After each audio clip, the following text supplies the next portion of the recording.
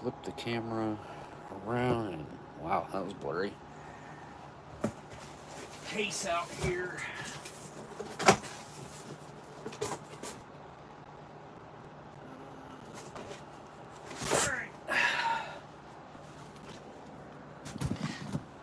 Not even 100% sure that I want to eat an MRE tonight. Kind of would like to have something different. Oh well, let me make a really quick post about this live stream real quick.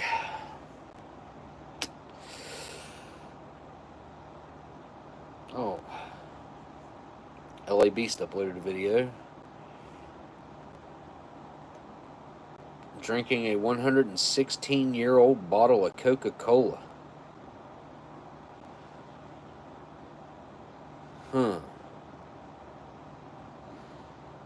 I would put that at 1909. Well, I'd like to know where he got that at. I want to see the thumbnail.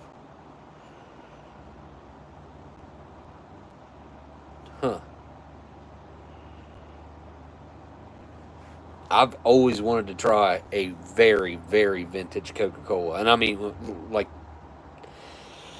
this is the oldest one I've ever seen, actually. When did Coca-Cola even start? Wasn't that around when it started?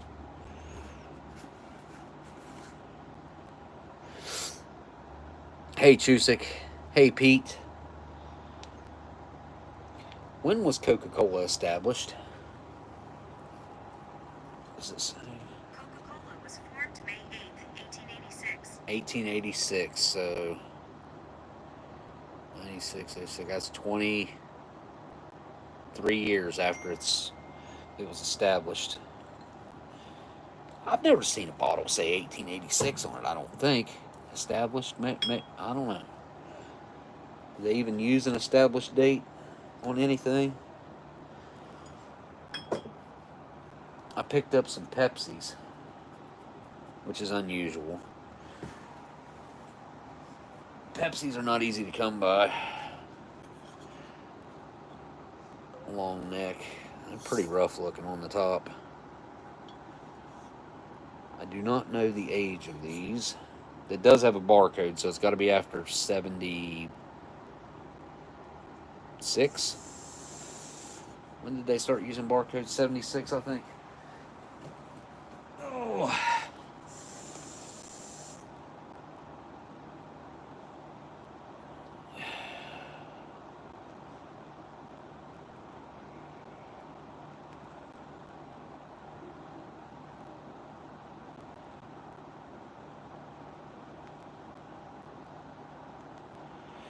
Dan just texted and said that he might not make it tonight. Alright, so here. I'll show the thumbnail to what I was looking at there, since I was talking about it, but I didn't think about the fact you guys couldn't see what I could see. Alright, here, just do this. Yeah, there we go.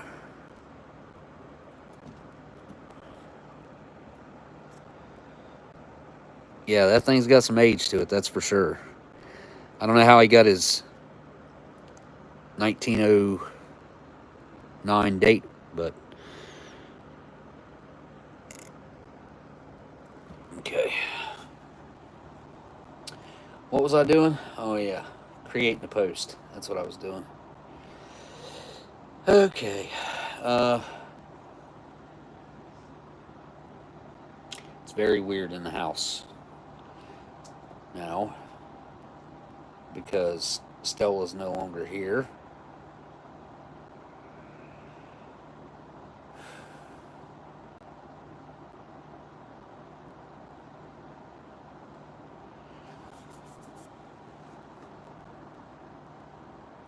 It sucks.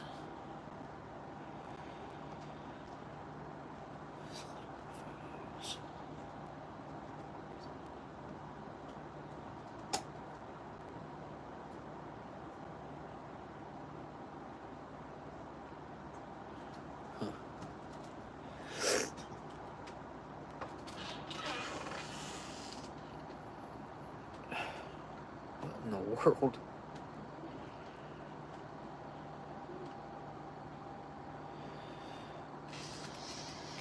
Okay.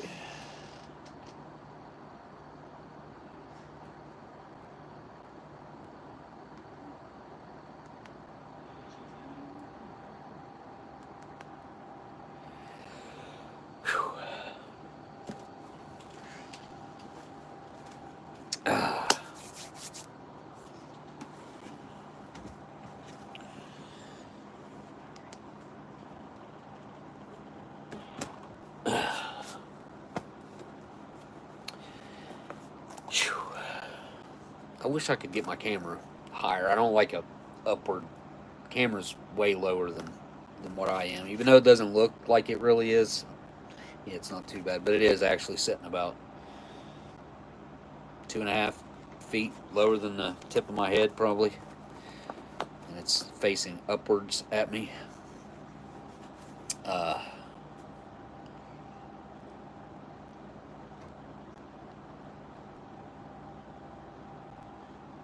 I'm not so sure I'm up for eating an MRE tonight. I don't know what's left in that case A. I can't remember what menus were even in there. I mean, there's not a whole lot different about it, but maybe there were different menus in case A. I think I've eaten the two or one or two of the new menus out of this the updates for 22.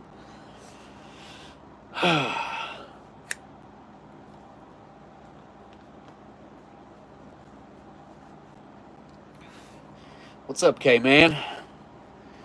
Good to see you. Yeah, it's actually been a couple weeks since I've been live anyway. Stella got sick.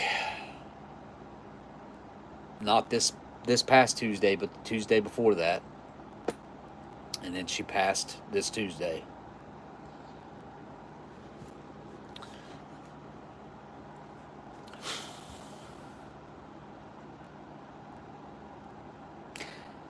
Cases have gotten what I would consider to be affordable. $5 a meal, not less than $5 a meal. I had, if you can afford to buy 2 cases at one time, let me check my eBay real quick. Because I want to say there's a guy on there selling 2 cases shipped. Now, I don't know if it depends on where you live, like if there's like some built-in adjusted pricing shipping built into that price, because eBay can do that. Like he can set that up to do that through eBay. Like say he lives on the East Coast and somebody in California is buying and shipping 2 cases of MREs from New York to California is expensive. There is no flat rate way to do it. But there is a way to set it up to where you can your price will adjust based on where the person purchasing it'll adjust the price, but it won't be a shipping. It'll just be built into the price. I want to say he had cases for like 2 cases for like $95 shipped, which I mean that's a pretty stinking good deal, guys. Pretty good deal. Let me see.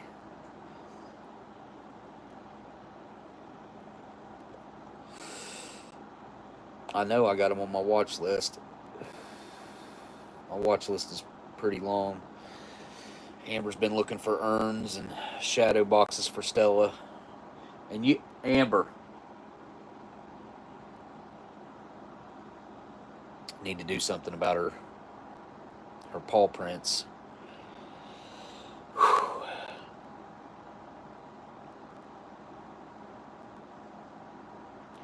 It's definitely been the hardest.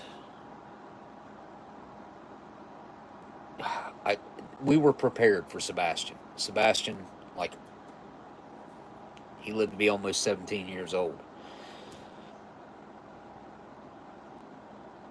What happened to Stella wasn't. I don't feel like it was natural. Flat out, I think that the medication that the vet put her on I think that it caused all this. We didn't even know there was an alternative method of treatment until we took her to an emergency vet on Saturday, which that was a whole horrible process for her and us, but I mean, especially for her. Whew.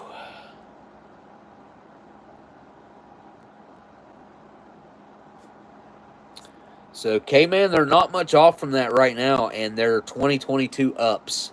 2022 date 2022 and up. Um, you adjust for inflation, like they're kind of priced below where they honestly should be right now. Oh, hey Goose. Here, Daddy fix a box for you. There you go. There you go. She's got such a mean look on her face. I still haven't found him. There's an unopened, it says unopened, case of sea rations on here, and it shows a case open. That's kind of weird. I got it on my watch list. They want $900 for it. $900 for a case of sea rations. Well, MCIs. Not actually sea rations, but come on. Oh, I did see, I saw something else on here that was pretty weird. I can't remember what it was, but I didn't get any of them. Case-ready meals. Have you guys ever heard of those? I don't know what these are.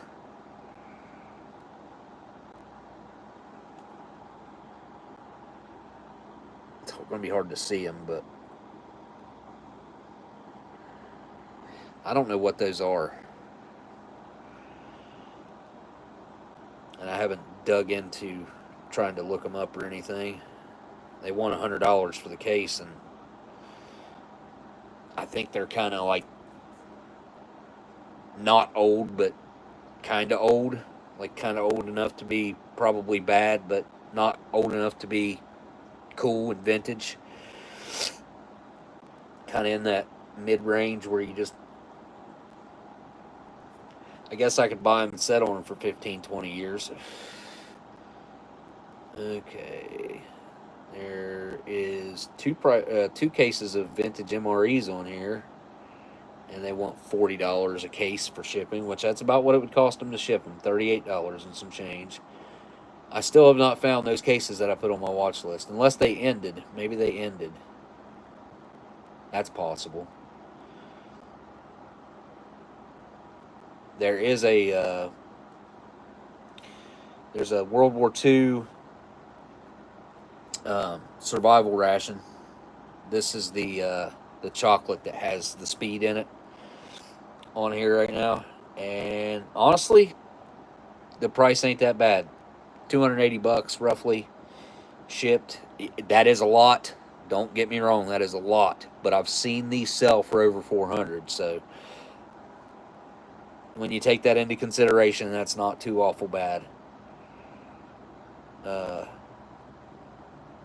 I'm still not finding it, man. Like I got to be getting close to the.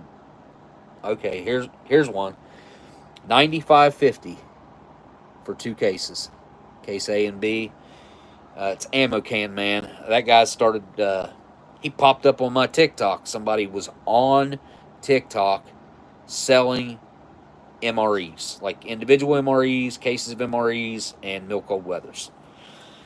So I think the same guy did have some first strike rations that were fairly well priced, but this guy's got to have a very direct line of falling off the truck rations, if you know what I mean. And he did have 2024 or 2020, I think 2024's. He was charging more for them, obviously, more than he was charging more for them. I think it was this guy. But I don't think those were the cheapest ones. I thought I had another one that was like 92 or something like that. And there's UGRs the group rations right now listed on eBay for $140 shipped. I mean, that'll feed what, 18 people? 18, that'll feed 18 people. So that's roughly $758 a person. That's not bad. I mean, MREs are still cheaper. You could actually buy MREs and hand them out an individual meal and them all be different. But this is, the UGRs are pretty cool. Well, I'm not finding the other ones. I gotta be to the bottom of this list almost. Good Lord. I've been scanning it forever. There's also someone selling the trays, the desserts. They have, what do they got left? They did have carrot cake. That's what I had on here. They got the breakfast cake. They got the blueberry pastry. They've got chocolate muffins. They've got cinnamon roll. They've got lemon loaf with white icing. I've never seen that one before. And that's it. Everything else is out of stock. Chocolate peanut butter cookie with chocolate chip. Chocolate cake with cherry fruit topping. White chocolate chip cookies with cranberries. And the red velvet cake and the carrot cake and golden harvest cake are all out of stock. So I have probably 2 or 3 of the trays, the dessert trays, from probably, I think, who gave me those? Somebody gave me those years ago, and I think they were dated like 2015 or 16. Hey, Mama. Hi. Hi. Wow, you're meowing really good. Hi. Anyways, back to, I was trying to figure out what the cheapest MREs were on eBay right now. So you guys, it might be that ammo can guy, but I think there's one other guy that might be cheaper.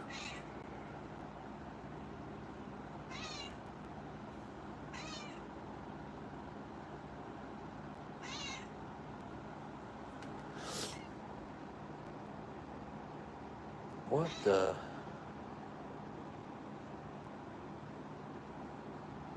Huh. Well, I gotta pick that up. That's a little mini. That's a little mini World War II rations. Yeah. I kept saying I gotta be getting to the bottom of the, okay, there's the bottom of the list. Yeah, they must have ended the other cheaper ones.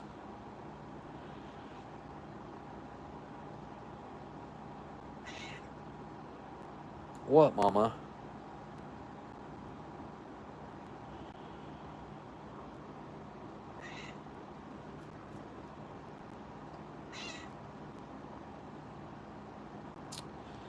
So there was a case of MCIs that sold. It was one of the best looking cases I've ever seen. Look at this. Here.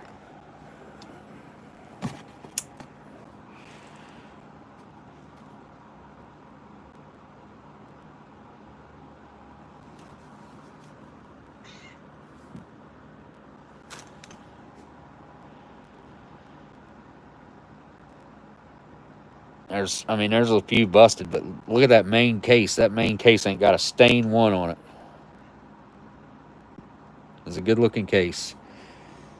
And I think they were 65s or 67s. I can't remember. Oh, you taking off, K-Man? Yeah, I would definitely keep an eye on. Oh, these were 1971s. I'm still looking for 72s. If I can find a case of 1972s, I will do the best that I can to buy them. I mean, I think paying $700 for a case is absolutely ridiculous. But I would like to find a case of 1972s just to verify that they still got smokes in them. And like, what? Maybe they cut that off partway through the year. I don't know. I don't think anybody knows for sure.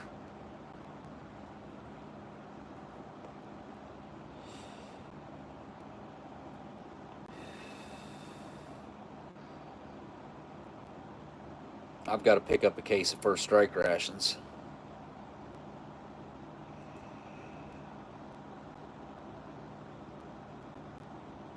All right, I'm done. I'm done looking. Yeah, it's been a weird week. I would do anything in the world to bring Stella back. I did everything I could, I think. I hope.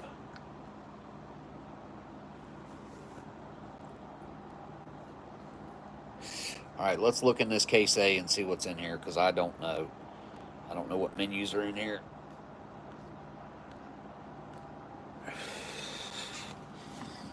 All right, hang on. Mama wants to say hello. Come here, Mama.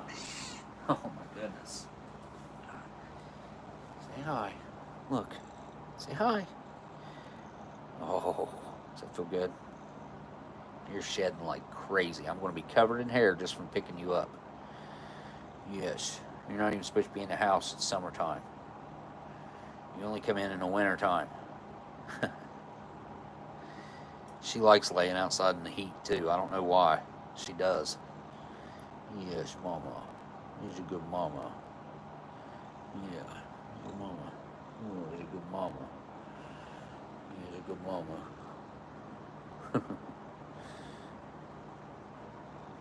She's cross-eyed. She's a true... I think she's a true Siamese cat. Ain't that what they're called? Siamese cat? She's got blue eyes, and they're crossed. She's got real pretty eyes. She's got such a gentle soul. Yes, you do, don't you, Mama? Yes. You love me, don't you? Yeah, I love you, too. I'm going to put you down, honey. Oh. Oh. Oh.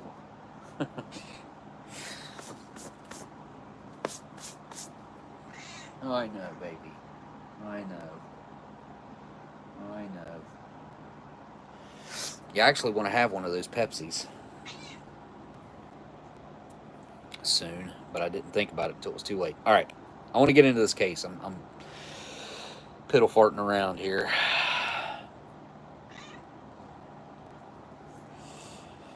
What about a long, healthy life? Wow, 21. Wow, that's one of the older cats I've heard of. I have one right. Well, Minnie, our original cat. She should be.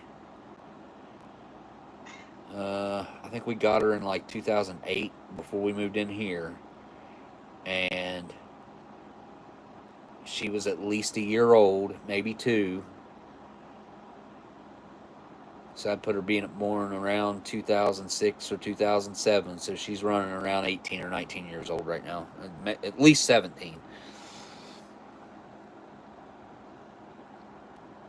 1 week short of 17. Sebastian was October. He would have been 17 of 23. He passed in 23, right? He's right here. Hang on, let me get him.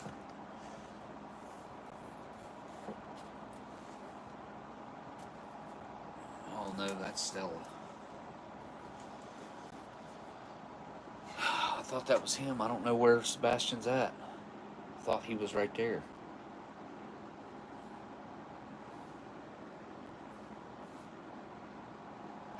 Oh, he's up there on the shelf. Hang on. Maybe I can see it. Maybe I can see the date on it. No, it was in July.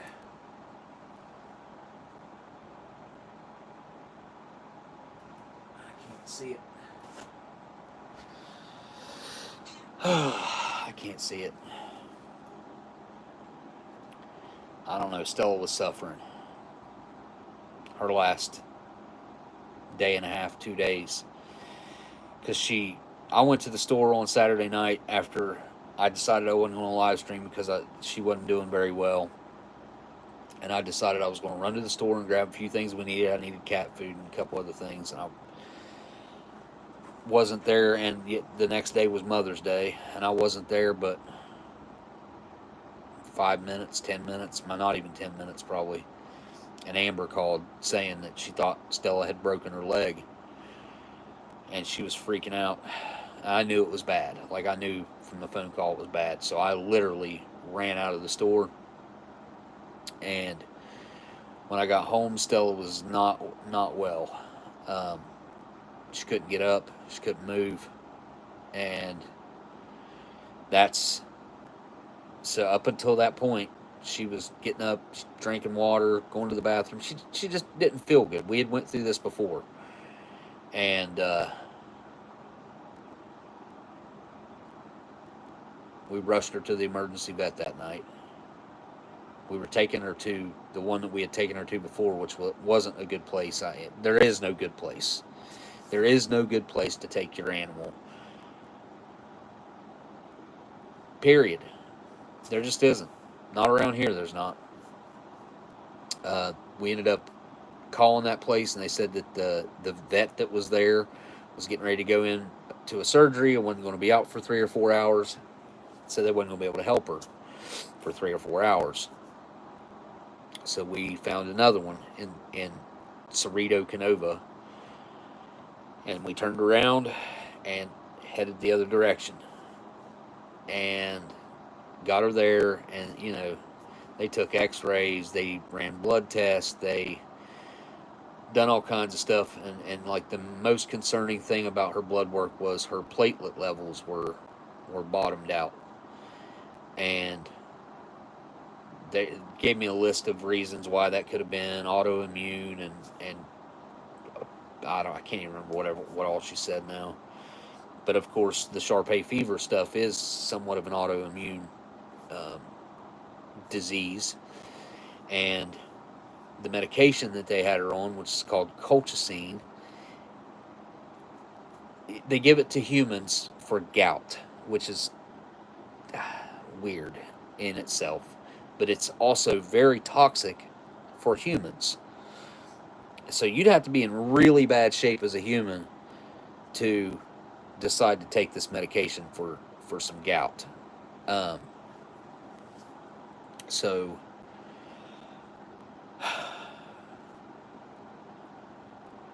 when they first put her on that, I felt like it was not the best thing in the world to be doing, but she seemed to come out of the fever thing, and I thought, okay, well, if this is going to make her where she's, she can get by and she's okay, seemed like the right thing to do at the time, which we were not informed of any alternatives.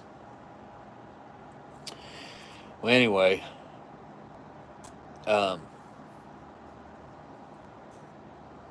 we ran out of medication about 2 months ago, and we couldn't get it.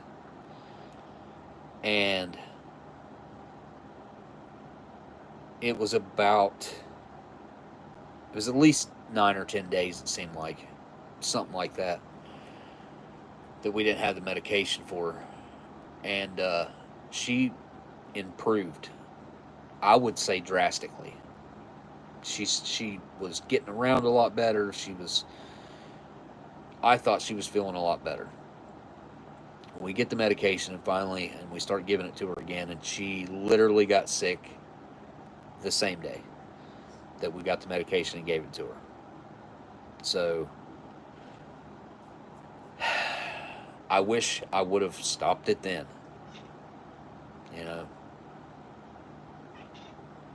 But we thought, we just luckily got the medication back, and she just happened to get Shar-Pei fever again, or have a flare-up, or whatever you want to call it. Thankfully, we got the medication. And seemed like she was sick about a week that time. And we figured that's what it would be again this time. She just wouldn't feel good for about a week, and we'd give her a medication, we'd get her through it. And that's not what happened. It was awful.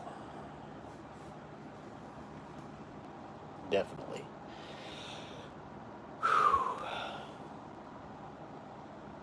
okay, I'm going to get this case open, and yeah, it you think you're doing the right thing, and now I don't think I did the right thing. Hindsight is always 2020. In the moment, we definitely felt like we were trying to do the right thing. I mean, I spent a lot of money trying to get that dog. We still, 100% honest, we still, right now, we don't even know why she passed away. I have what I like. I think I know why. I think I know. I can look at everything that happened and just come to a conclusion about everything I've seen, and I think that the medication shut her system down. I think she became toxic with the medication, and the medication shut her organs down, and she died painfully. I mean, they had her on very strong pain medication, so there's that, I guess. But she was not comfortable for that last day. I mean, other than the pain medication would help, obviously, a lot. But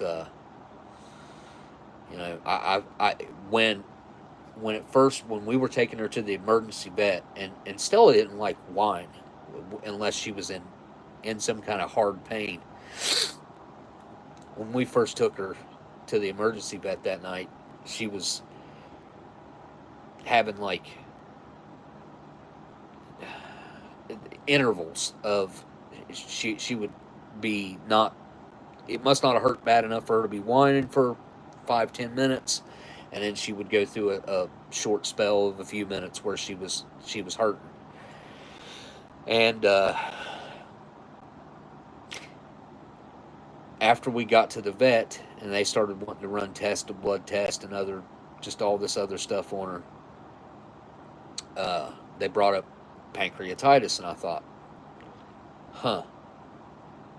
that could kind of fit what I was hearing, with her whining and the pain levels being so high.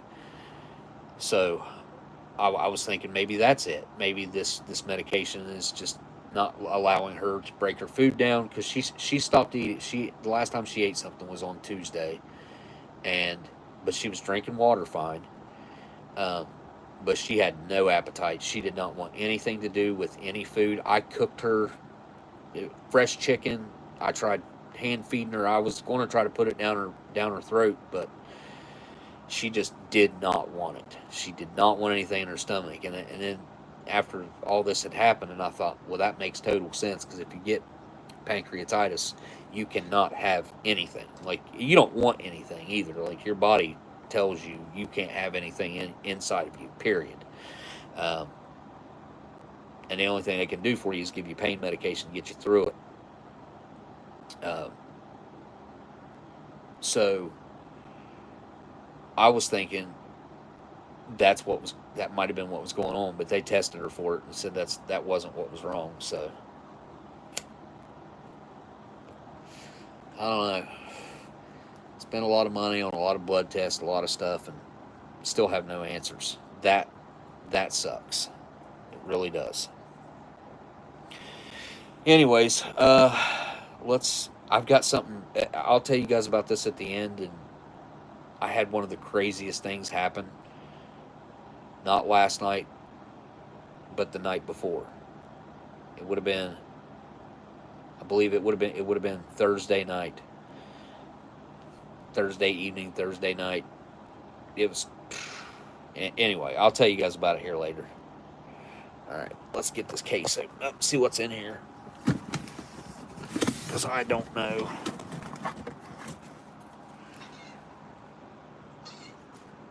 Heck, I don't even know which one I took out of this particular case.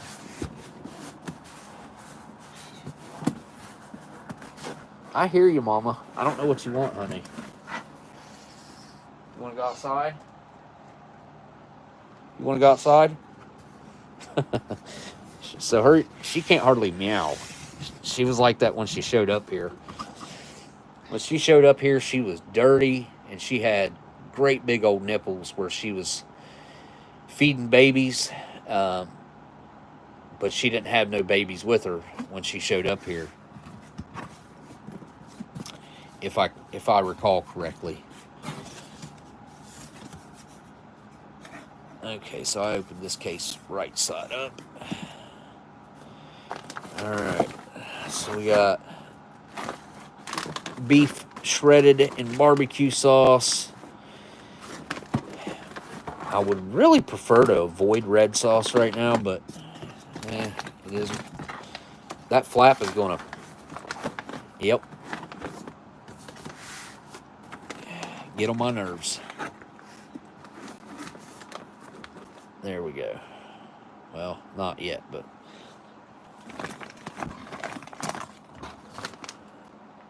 Elbow macaroni and tomato sauce. They didn't get rid of chili mac for this menu, did they? That's the vegetarian menu. 12.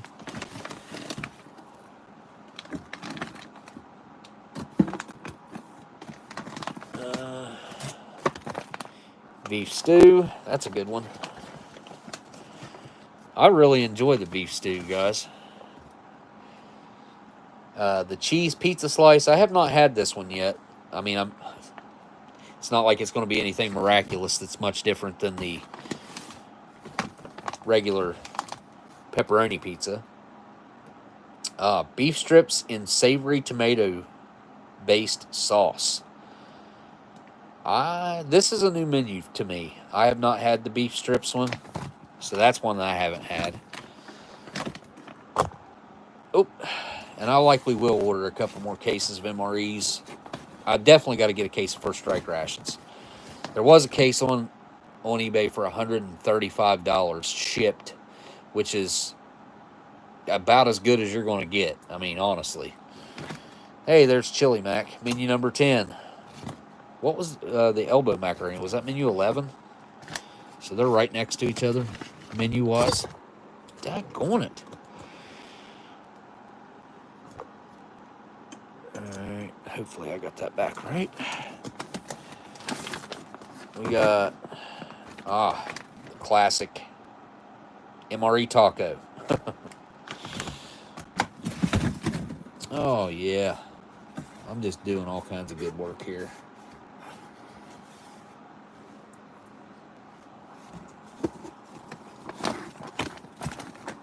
Meatballs, marinara sauce, menu 8.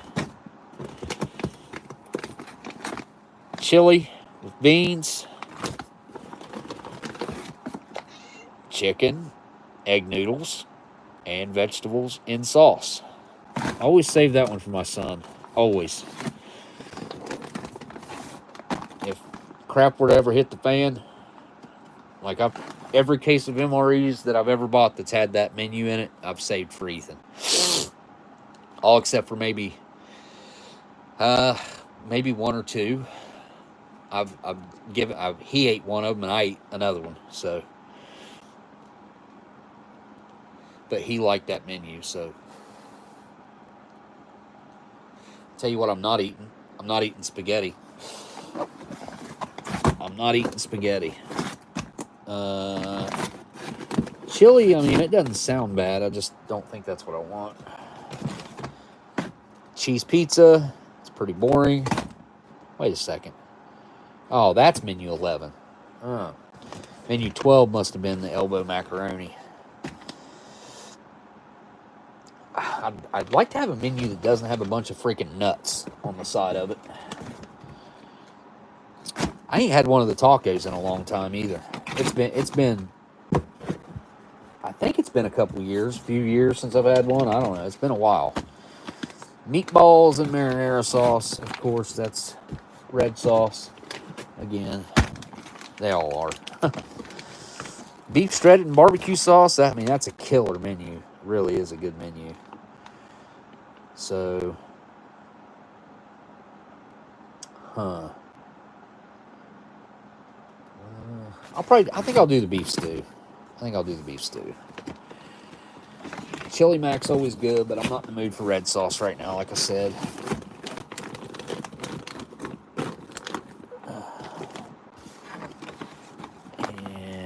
Beef strips and savory tomato-based sauce. Huh. Wonder what all's in that. I saw I just caught the tail end of G. Schultz's live stream last night. And he had a bagel that came in that first strike ration that he had. And I've never had a bagel. I've never had the bagel yet. I wonder if it's any good. It seems like a bagel would be something that's already kind of set up pretty well to be rather shelf stable. But all this crap that's used to produce this food is really not good for us. Okay? And I was talking to Gabe last night about, because he has a gluten, I don't know if you'd call it allergy or what you'd call it, but celiacs is what it's called. And I guess there's a couple different kinds of celiacs that you can have. But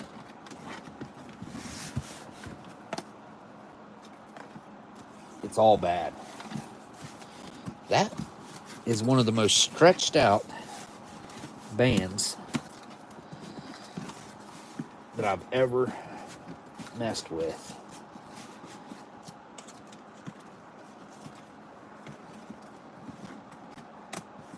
Oh. They're easy to get on though. That's nice. Got it banded up pretty easy. Oh yeah, this beef stew is probably the largest, like volume-wise, meal in that case. Like as far as how thick it is, pretty good size. Pretty good size meal. Let me get my camera angle right here and check the chat. Hey, Kaylin. You got a newer first strike ration you haven't opened yet? Yeah, I think 2023 or 2022 and up. I could be wrong about that, but I'm pretty sure that's about when the bagel came into play. Maybe it was a little earlier than that. Maybe it was 21. But I actually have the newest first strike ration that I have is one that Steve sent me. And that's been years ago. That's had to have been before 2020, or maybe it was 2020. So it could be a 2020 or a 2019. I don't know. I know where it's at, but I don't know what the date is on it. So you're supposed to have an easily peelable seal. Now these are the Warnick Company out of Cincinnati, Ohio, which is not very far away from me. Like I could be in Cincinnati in roughly about 2 hours. Give or take 15 minutes. Give 15 minutes. Hey, gray guy. What you doing, buddy? Kitty, kitty. Oh, hey. Yeah, I got to go let the cats out. Actually, I'll do that whenever let's get this opened up. This is a 2022 production year. Boxed on the 125th day. These meals were put into that case. Will the peelable seal work? Likely not. Well, because I said that, it actually did, and it didn't rip the bag or anything. A little bit right there. A little spot right there. Huh. Well, how about that? All right, let's go through this thing. First things first, we got our beef stew. 68th day. So that'd been March, right? March? Yeah, that'd been in March sometime. There we go. There's my piece of paper that's supposed to go with that. Right here. There we go. 300 calories. Looks like we got 12 grams of fat, 4 grams of saturated fat, 55 milligrams of cholesterol, 1,040 milligrams of sodium, which is obviously high. They're all high. but I've seen much higher than that. I've seen 12, 1300. 18 grams of carbohydrates, only 2 grams of fiber, and 3 grams of sugar. Huh. Classic beef stew. Beef stew is a menu that has been around ever since the very beginning of MREs. The first ones had beef stew in them. Hey, look at that. I ain't had one of these in a minute. Wow. A vanilla pound cake. It is like really scrunched up. It was like this. And it feels hard. Huh. What's the sugar on this bad boy? 190 milligrams of sodium. 42 grams of carbohydrates in this sucker. Wow. 20 grams of sugar. I mean, I guess it could be worse. Here's our accessory packet. Would you look at that? I think the last accessory packet I had was missing the coffee. And look, this has got a Tabasco in it. What the? There ain't no way this is an accessory packet A. Wow. You guys see that? That's like, I just hit the MRE jackpot. That's a good hit. Here's your partially biodegradable MRE spoon. That's a MRE spoon. We got some regular classic peanut butter. Of course, it's just a 1 ounce nowadays. They cut half an ounce out of the peanut butter and cheese spreads. I don't know why they did that. I wish they would have never done that. I'm sure it saves them money. But I can pretty much guarantee you, if somebody opened a peanut butter to eat it, they were not wasting that half an ounce. Like, they were eating the whole thing. Same goes for the cheese spread. If they opened it and they were eating it, then they weren't going to waste that half an ounce. Hey, a grape jelly. Trucker's favorite. Yeah, that's CT's favorite drink and jelly.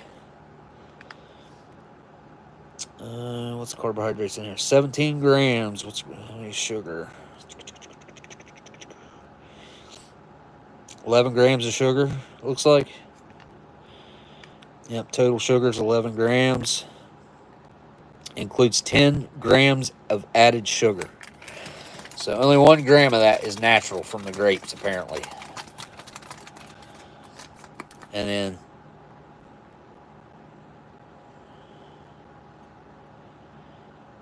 ingredients list is, of course, it's corn syrup is the first ingredient. And then it's high fructose corn syrup as the second ingredient. Or no, water's the second ingredient. And then high fructose corn syrup. So it's corn syrup, water, high fructose corn syrup, and then sugar, and then grape juice concentrate, and some fruit pectin and citric acid. You know, there is a healthy way to make jelly, and it will preserve just as well as this does. There is absolutely no reason for them to feed this to people. There's no reason for it. If you go on TikTok and look up that Amish girl that shows you recipes and stuff, she's got a really good recipe for making jelly. And she makes like 10 little, not tiny jars, but smaller-ish jars of jelly at a time. And it cost her like, I think it was like $2.39 to make 10 jars of jelly. So in here they got peanuts and soy. And then there's a little asterisk that says ingredients not in regular peanut butter. What? What's that supposed to mean? They still do put the thank you for your service on the peanut butter. That's a cool little touch, I think. We got ourselves a hot beverage bag that we will not use. Whoa, look at there. Wow, what a menu. What a menu. We got sour Skittles, which these are going to be civilian. They don't specially make these for MREs. They're no different than what you'd go to the store and buy. These are marked for retail. They're just the same thing you'd buy at a gas station or your grocery store. Now look at all them. Look at all them dyes in there. Blue 2 Lake, Blue 1 Lake, Yellow 5 Lake, Red 40 Lake, Yellow 6 Lake. Yeah. Oh yeah. This stuff's good for you. Targeted at kids. Only in America, guys. Only in America. There's our flameless ration heater, which these flameless ration heaters in this batch of MREs worked. I used one out of the first one I did, and it worked extremely well. Extremely well. Hang on, Mama. I got one more item to get out of here, I think. Oh, we got a beverage base powder lemon lime. Nice. I actually do like the I like the lime part. And we have a multi-grain snack bread. La-di-da. Lotty-dotty.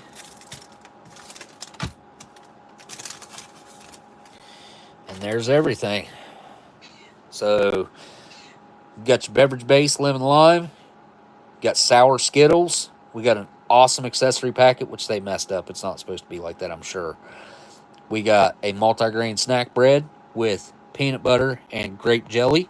We have a wonderful vanilla pound cake that feels rather hard. And a beef stew. I'm going to go throw this in the boiling water and let the cats out real quick. I'll be right back, guys. Come on.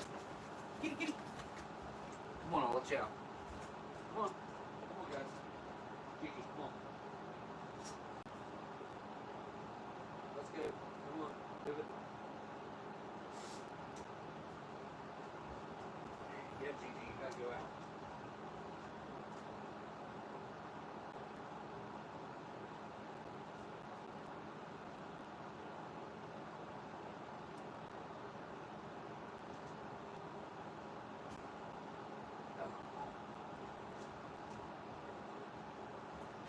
Come here. I don't think they've ever seen you before. Here, real quick. Yeah, you got fur on me already. Look there. Say hi. Say hi to everybody. She. Wee. This cat was a mess. When she showed up here, where she's got long fur, her whole belly was nothing but a matted piece of fur. And it had to be horribly painful. It took me a couple days to actually cut it all off of her. And then she had really bad stomach issues. It took me about a year and a half to get all that like straightened up. Worm medicine, antibiotics. Yes, Gigi. She's still like barely on the skinny side for my likings, but I can't get her to put on any more weight. I give her canned food when the other ones don't get it. I think she's got a little bit of Maine Coon in her. Gigi. Right here. Look at the camera. Right here. Yeah, you got fur all over me. Come here. Come on. Go outside, okay?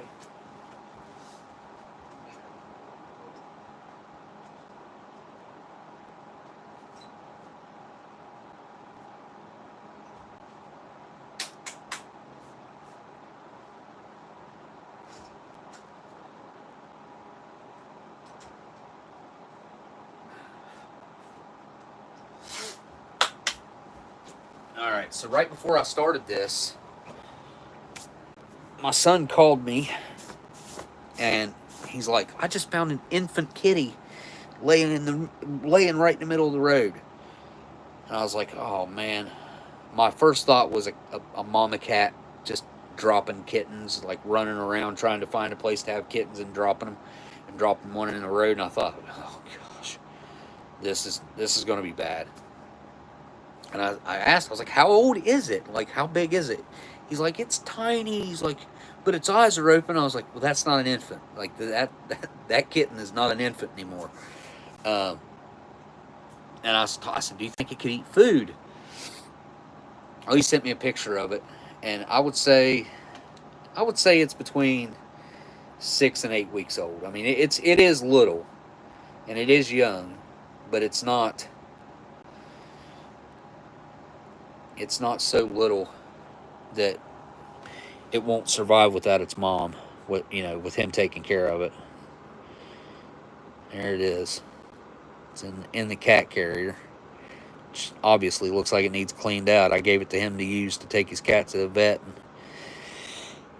I don't know what he's been doing with it. But yeah, it's a cute little kitty.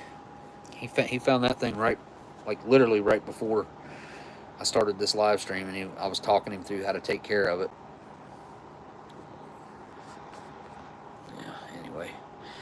You ever had radish soup? I have not. I don't know how that could even be good. Radishes are so pungent and,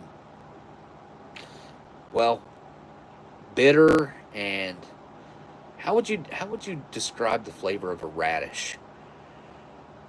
Especially a cooked radish. I don't know if I've ever had necessarily cooked radishes. It seems like I've only ever had them raw before. I don't know how many things I've ever ate with. I know I've ate radishes before, especially when I was a kid, but I ain't had a radish in a long time. Oh yeah, the cat distribution center. Yeah, that's exactly what we were talking about. I love all animals now. Like I have an affinity for all animals. I don't know. I couldn't hunt anymore. I couldn't do anything like that anymore. If the world were to just flip over upside down, I could survive. I mean, I used to hunt and do stuff like that, but I have zero desire, which means I should probably stop eating meat as well. But I ain't went that far with it yet. Okay. Usually I get everything trade up. Yeah, I can still do that. Let's get everything trade up real quick. Whoa, I thought I was zoomed in. There we go. Still zoomed in a bit, ain't it?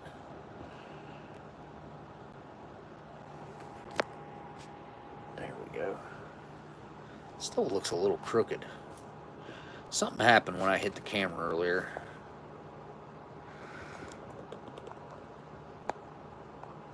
That's going to have to do, I guess. I think that's been boiling for plenty of time. I don't want it to taste like a metallic mess.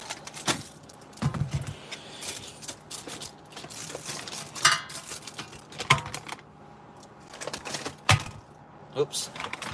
Switch those around.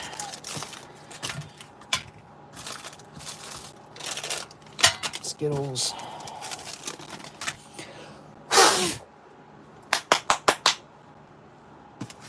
Oh yeah, I was going to show you guys Garfield. That's why I had that camera flipped around. I'll do it after I go get the beef. I think the beef stew's probably been in there long enough. Yeah, we got time. I can show you Garfield real quick. He's right here. Come here, buddy. Oh, him's so big. Hi, buddy. Hi. Look, you see yourself on camera? He see you? Huh?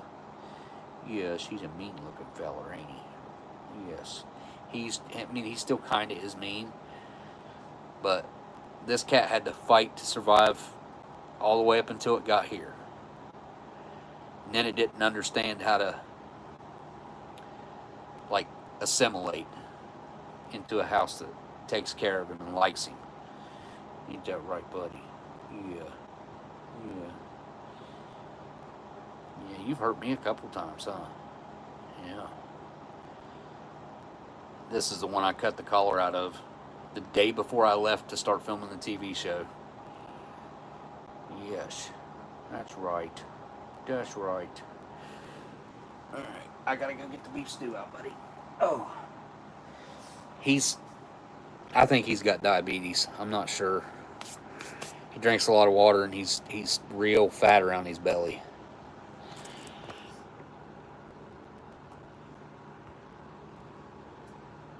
Radish waffles.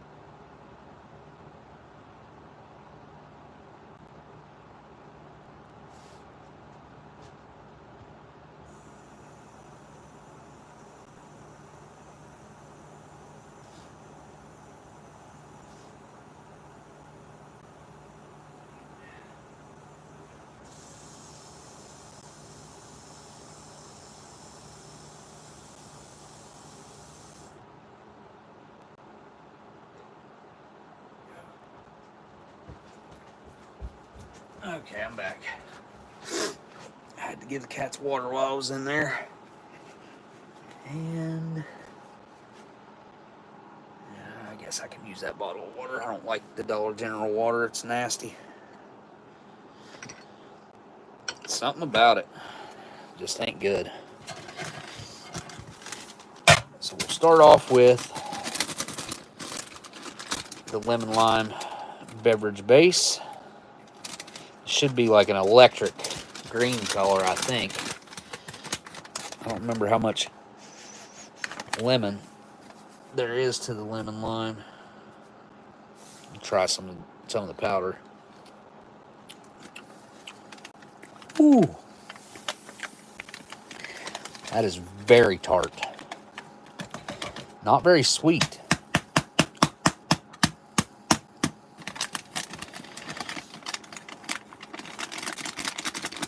A lot of dust coming off of that.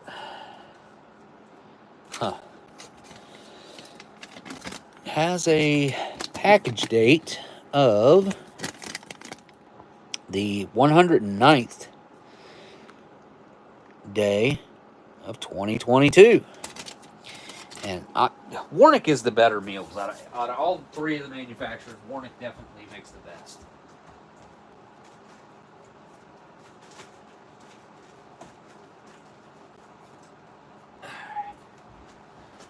Okay. So, to get all that powder out of that bag, I usually don't do this, but there is quite a bit in there. I'm going to fill up this bag.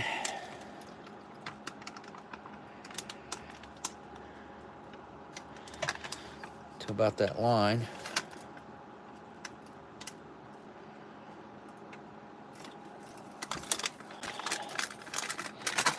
Oh, daggone it. That's what I get for not sealing it all the way. That's totally my fault.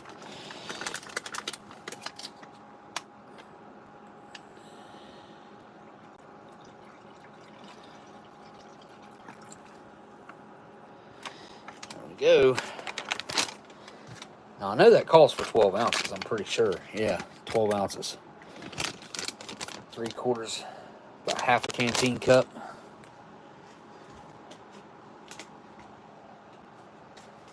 But,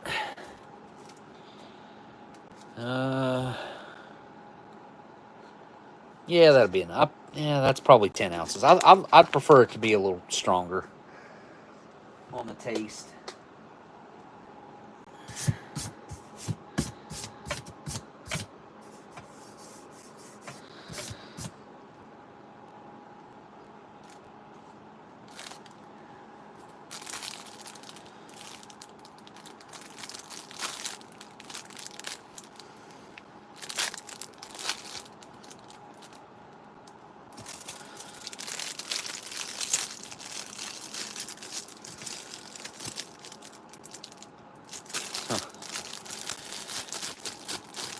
can't even stuff another spoon down into that one. Give it a stir. Now this will clear up after it sets for 2 or 3 minutes probably. Right now, that's what it looks like. Remember what that looks like. Kind of reminds me of, it kind of looks like sherbet, like lime sherbet. I don't know. That's what I think anyway. Maybe not. I'm glad this didn't have any freaking packs of nuts or anything. The last meal that I had 3 different kinds of like nut stuff in it. It had dry roasted peanuts. It had a beef jerky recovery mix thing. And it also had something else. And then it also had cranberries. I'm ready to get into some vintage stuff. It smells like dough. If you've never had wheat snack bread before, one side of it gets rather toasted, the other side does not. It smells like the dough before you cook the bread. That's what it smells like. I mean, it really does. What's up, buddy? What's up? I don't have anything for you yet. Here, you can get up here. Here, look. There you go. You can get up there on that box. You're almost too heavy for it, but you can get up there. I don't know if I've ever purchased a pack of sour Skittles before. Not something that I would typically eat. Sweet snack bread with chocolate peanut spread is awesome. Anything with chocolate peanut spread is awesome. Wheat snack bread is just, it doesn't have any awesome qualities to it. It's a delivery system for whatever you got to put on it. Oh, hang on a second. We got to go through this. This is a really heavy accessory packet. Like, this is unusual for a modern MRE to have an accessory packet that's like hefty like this.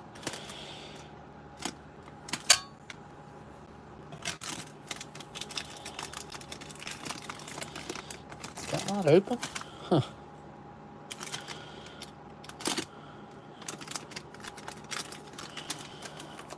What in the world?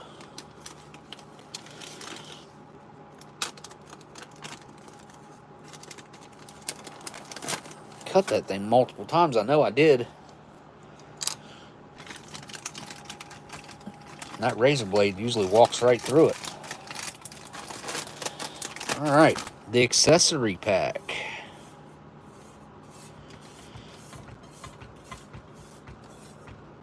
It's covered in lemon lime powder. First up, we got a moist towelette. Nice, latex free. We have an Enjoy pack of sugar, which is, I think, ridiculous that the military and the government has went this way. This is not a proper pack of sugar. There's nowhere near the amount of sugar in this as in the packs that they used to give. If they're going to do this, they need to give 2 or 3 of these packs. But no, they do this instead. They say, here's you some 0-calorie sweetener, just so you can get yourself some cancer later on. You know, get yourself a little bit of that. Is this aspartame, I assume? Sucralose. Trash is what that is. Check this out. 2 packs of coffee in 1 accessory packet. What in the world happened? Such a rare thing to happen. To get 2 packs of coffee in 1 accessory packet. And we got our non-dairy creamer. Of course, that's going to be made by the Giannis brothers. We have a pack of the cinnamon chiclet style gum. Of course, we have the United States issued butt ration, or napkin, or paper towel, whatever you want to try to use it as. Most guys are going to use it as the butt ration. And then here's what they went with the iodized salt. Like, give me a break. For real. This, both of these are a joke compared to what used to be in the accessory packet. Like, just a tiny little bit of salt in there, which, I mean, you don't need it, in my opinion, but maybe you do want to salt your meal, and that is not going to be enough to salt your main, in my opinion. And then last but not least, we have ourselves a glass bottle of Tabasco, nice and fresh, 4th day of 2022, right in the, the old demic time. Still kicking strong, the 2nd day of 2022. Well, I guess it wasn't kicking too strong. It was still kicking, but it wasn't like strong. Hey, Minnie. Hi, honey. What's going on?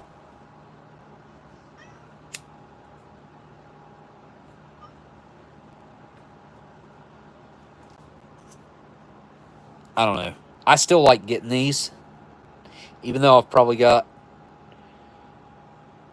I don't know, 4, 5, 6, 7, 8. I got hundreds of these. I have hundreds of these little bottles all over the place. I've stashed them in boxes. I've got them all over the place. But I still like getting them. And that thing is pretty full. It's not as full as it could be, but it's pretty full. Pretty awesome. Pretty awesome, guys. I like getting the Tabascos, like I said. And I get to put one of these up, save it for a meal that doesn't have coffee. That I'm not going to use. That I'm not going to use. That I'm not going to use. That I'm not going to use. And that. So I guess I should have saved this accessory packet. Put all this stuff back in here. There we go. It's the leftovers, other than the extra pack of coffee, which I'm not going to put in here. I'm going to keep that extra pack of coffee handy, like I said, for the next time we get one that doesn't. Because I'm pretty sure the last meal we had didn't have any drinks at all, if I'm not mistaken. I could be mistaken, but I don't think we had a drink at all. I'd have to go back and check that last live stream.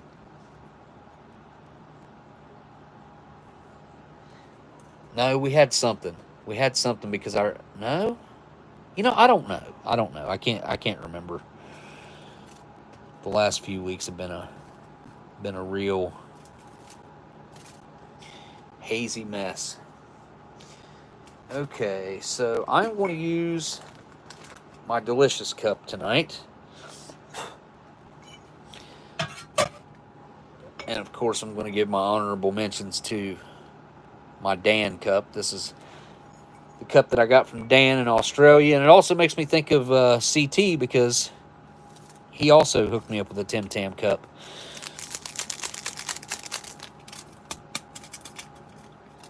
And we'll do the coffee first.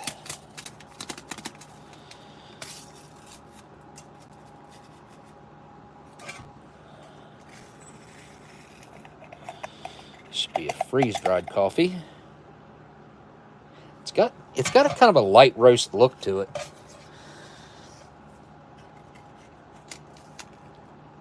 It doesn't say, it just says freeze-dried coffee. 100% pure coffee. At least there's one thing that ain't got a bunch of bull crap in it. It's our teeny tiny little package of sugar.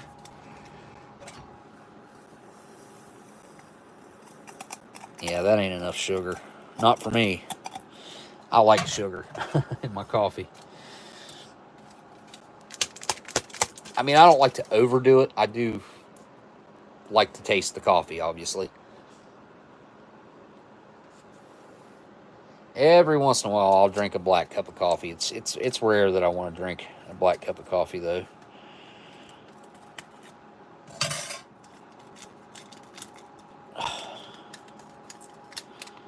There we go.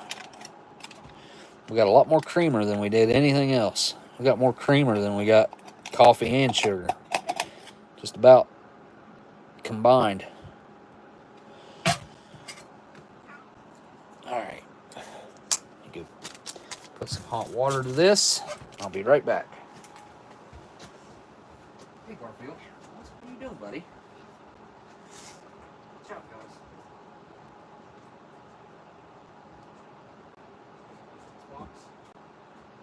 Here.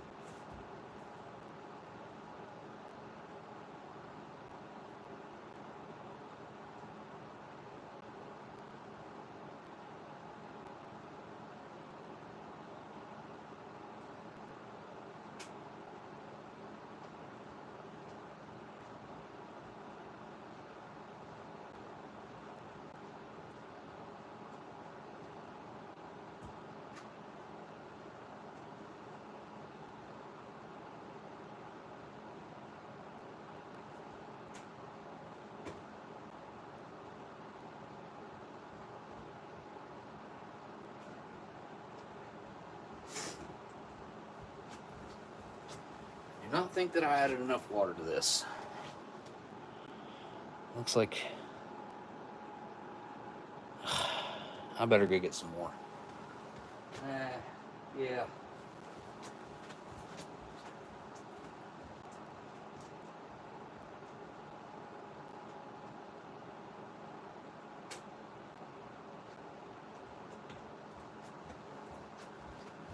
Okay. There we go. Yeah, it ain't been the same, and Stella doesn't let us know when the raccoons are out back. I used to always count on her to let me know.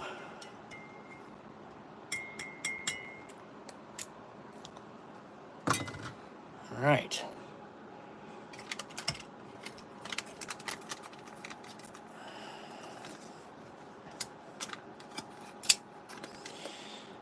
Smaller the hole, the more control, as Gundog says. Grape jelly.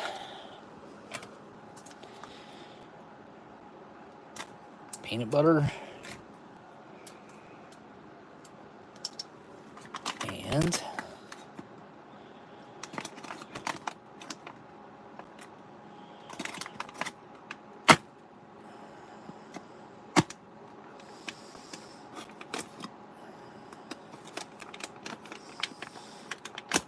my knife is dull. Really dull. Oh, what the heck? Alright, so I've not had a pound cake that's been round before. Look at that. Huh.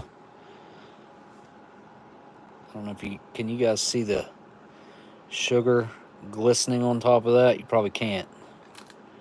I think the camera's picking it up. There it is a little bit.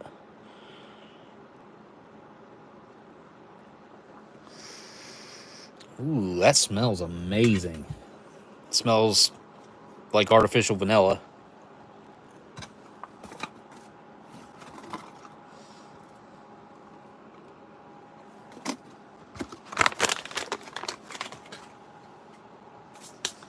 All right, beef stew. There's my bowl. Sorry, guys, I ain't been paying attention to the chat so much. Oh yeah, it looks like a shine on the camera, but in person it looks like a dry sugar, like a dry sugar glaze, like an old MRE cake. If you've ever had one of those, how like they dry out and the sugar is real glistening, that's how that one right there looks. Now this pouch is set up to be a bowl and to open long ways, so I will be opening it this way.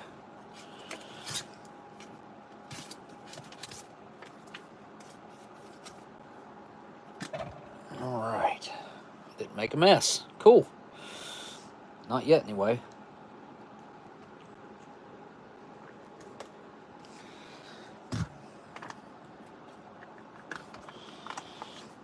It's hot. It smells exactly like the beef stew did 40 some years ago. 45 years ago. 44 years. 45. The oldest I've had is an 81, so. But the beef stew has not changed hardly any in the past 40. Well, I don't know. I haven't eaten an MCI beef stew. I'm sure that was a menu in the MCIs. I'm sure it was.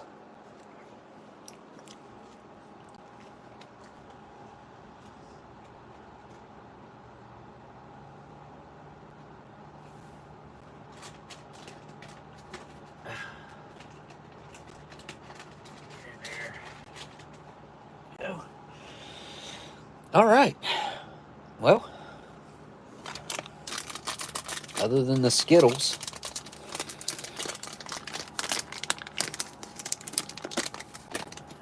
those didn't open the way I thought they were going to, but okay. There they are.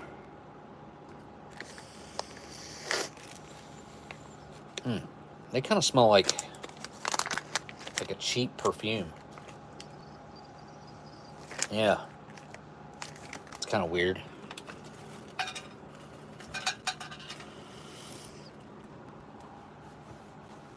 Okay. Start off the beef stew. And I mean, I can smell it. It smells pretty good. It's got a really hearty gravy, beef gravy scent. And believe it or not, I think I can smell the potatoes. I swear I think I smell the potatoes. It does have a lot of potatoes in it. I'm noticing. Some carrots, some peas, probably some onion powder, obviously beef stock. They definitely rendered it down to where they let it get, it's thick. Look how thick it is. Like it sticks to the spoon pretty good. All right, here we go. Beef stew. Down the hatch.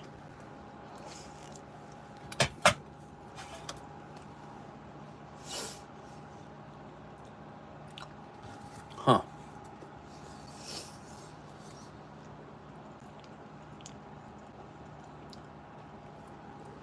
I don't like the texture of that. That is too thick. Oh, Garfield. I hear you, buddy.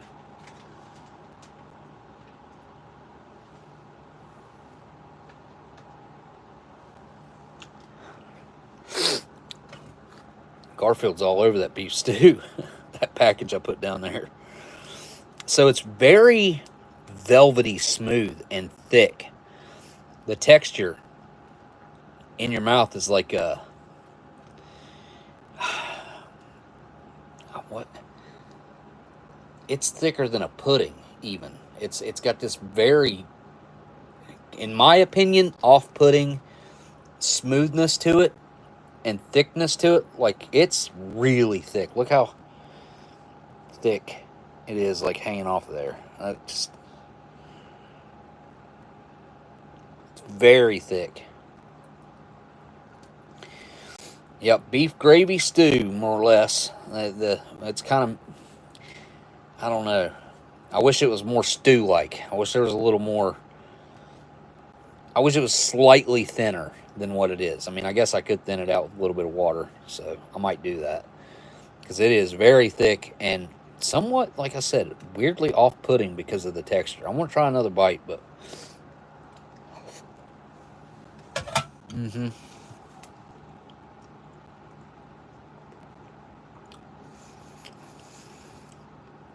Kind of salty,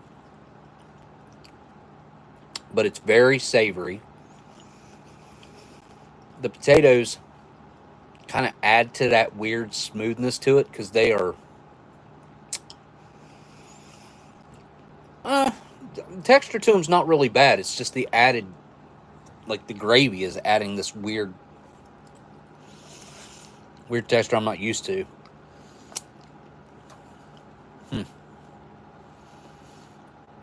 The beef has a nice chew to it. It doesn't seem to be like overly processed, but it does kind of look to be overly processed. So, yeah, that's pressed and formed crap. Look at that.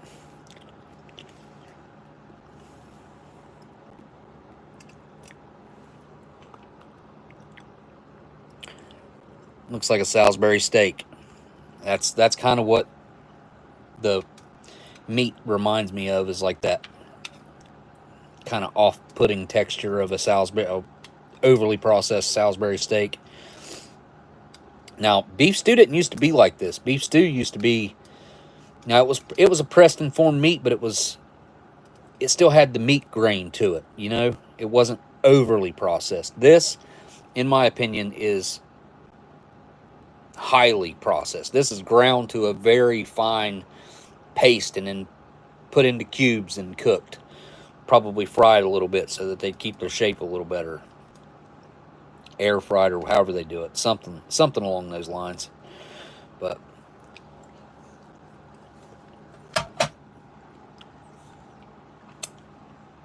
the beef has an alright flavor.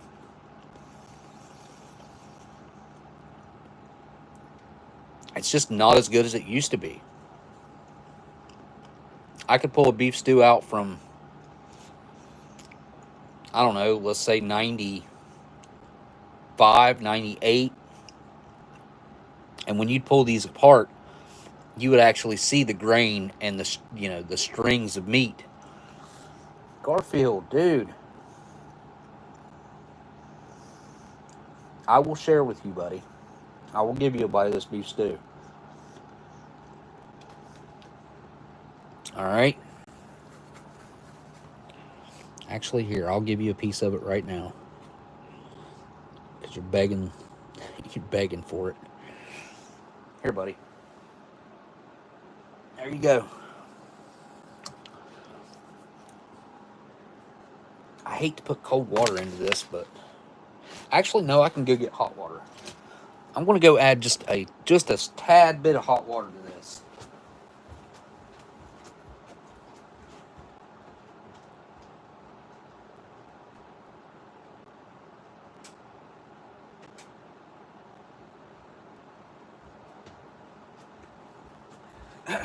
Yep, my raccoons are out there right now. So I added just a little bit of water. Let's mix it up and make it more stew-like. They let this render way down.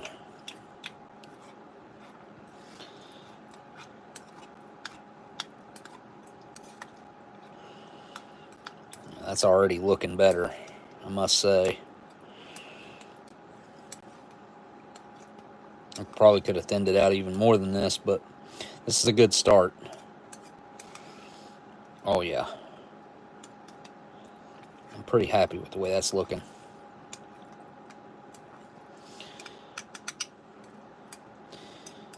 One thing you gotta not be afraid of is customizing your MRE to your taste, to your liking. You come down to it and you had to eat these things all the time. You're gonna get creative. And water is about the least creative thing that you could possibly do to improve something, so let's see if it helped.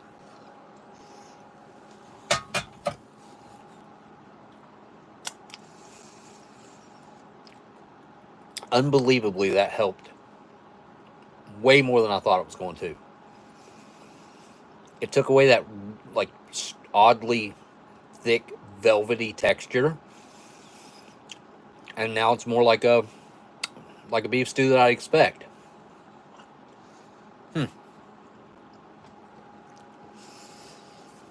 I guess I will try just let me just try the wheat snack bread. I want to try a little tiny bite just to get the flavor.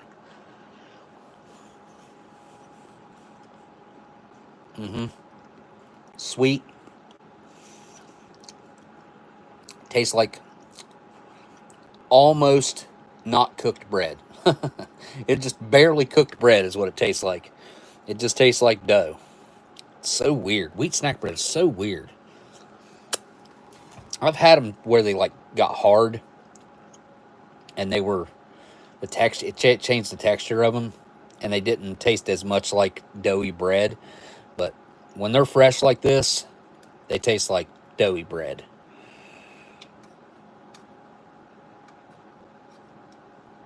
All right, give it a try.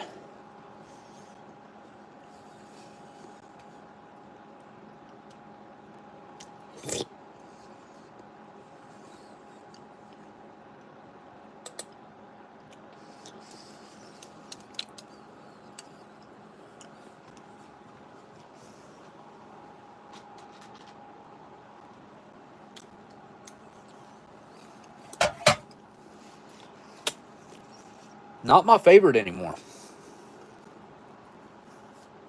I'm telling you.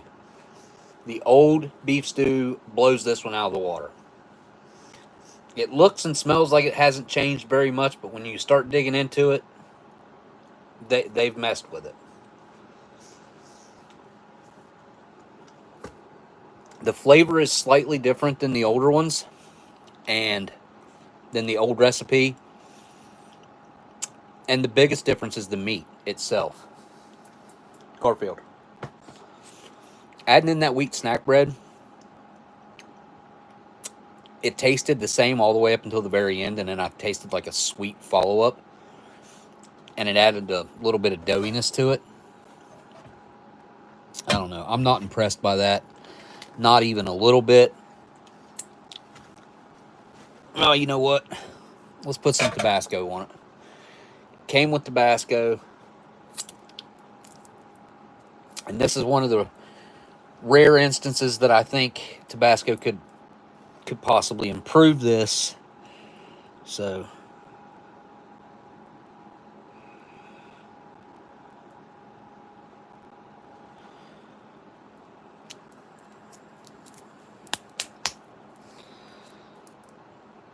oh, come on.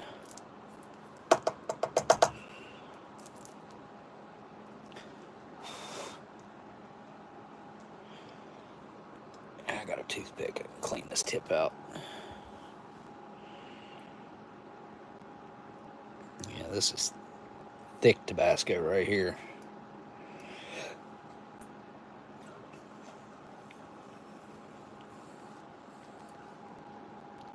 Hot Tabasco is what this is.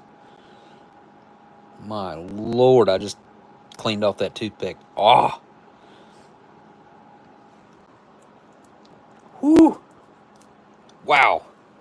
That is hot. I am not used to hot stuff.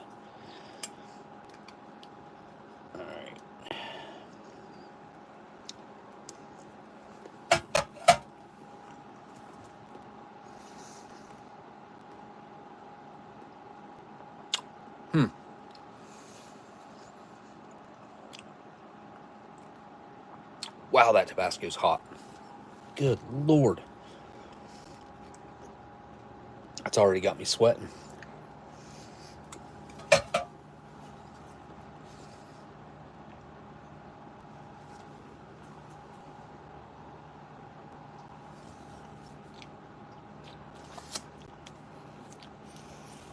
So, the tanginess really does mix well with that savory, very beefy, like, it's just a really thick and flavorful beef stock. That's, well, it's been rendered down a lot, too. I don't know if they slightly overcooked this batch or what, and that's why it had that weird texture and was so thick, or if that's just how the newer recipe is. But that was, I would have to say, 2 to 3 times more enjoyable with the Tabasco. So much so that I even want to get another bite like that. I don't know. It changes the flavor a lot, and it mixes well with that savoriness. And it's not so, it's not as hot when it's mixed with the beef stew.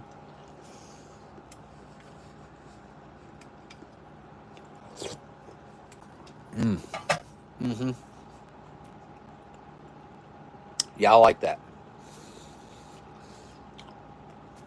Pretty decent improvement.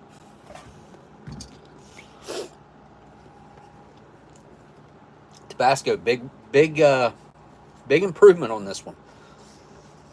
Can't say that very often. Usually Tabasco, I mean, it doesn't ruin it, and it's great for breaking up monotony, but no more often than I eat them. Usually, like, I'm happy with the way they taste.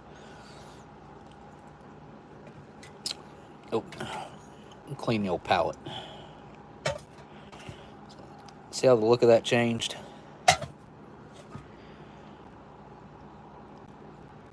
It's not as like a matte finish and like a, I don't know, it doesn't look as much like sherbet now.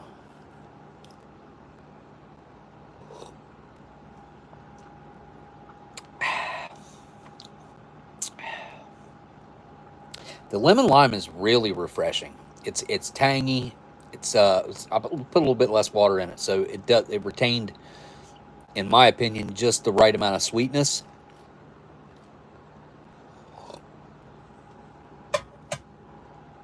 Instead of putting 12, I'll probably put around 10 ounces, and that is a really good drink. It tastes like the green popsicle. What are those? Pop ice. The ones that you can get that are liquid and you throw them in the freezer and freeze them. I think they're called pop ice. But the green one, it tastes like this. Like, that's what that tastes like. Because I used to let them almost melt, but just slightly slushy or almost even liquid, and I would just drink them out of those things. Those plastic pieces. Oh, all the microplastic I've ingested throughout my life. Unbelievable.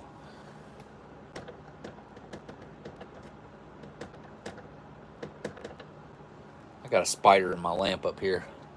If I can see the shadow of him. All right, peanut butter time. Well, peanut butter jelly time, actually. Peanut butter jelly time. Where you at? Where you at?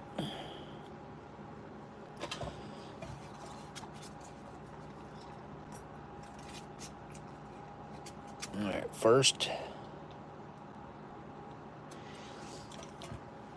just some peanut butter.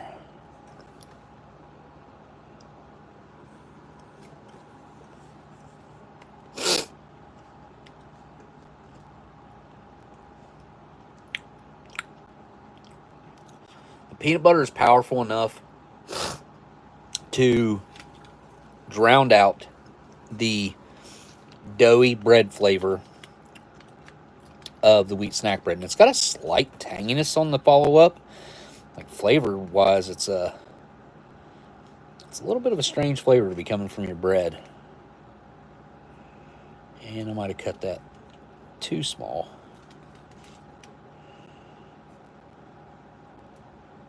There we go.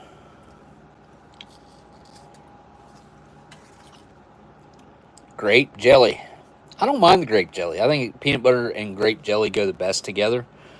I like strawberry jelly the most, and I like it on its own. But grape jelly.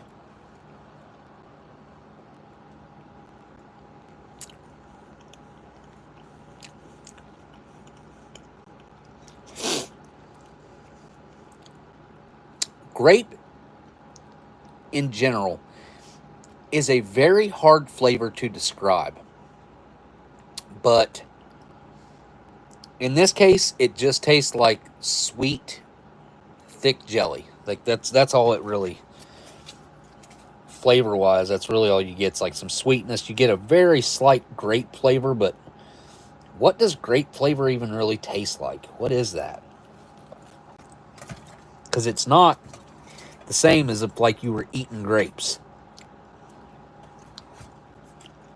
Whereas, like, peanut butter, yeah, that tastes like if you were eating peanuts. Like, yeah. But grape jelly, on the other hand, which we know this is mostly not got anything to do with grapes at all. So, peanut butter and jelly.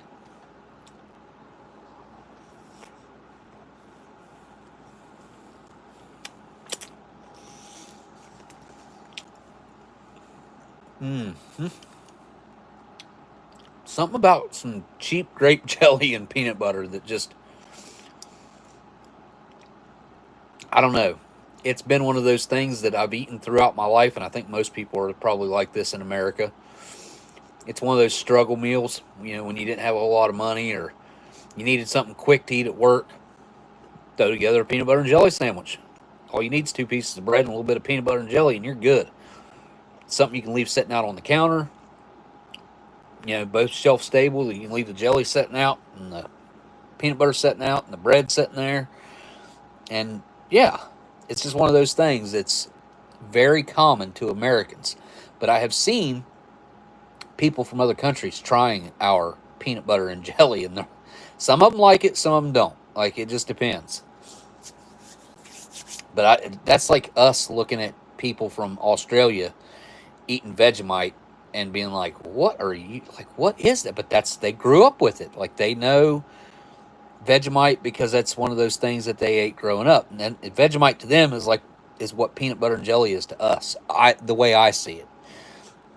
Or it seems that way, I should say, from an American standpoint.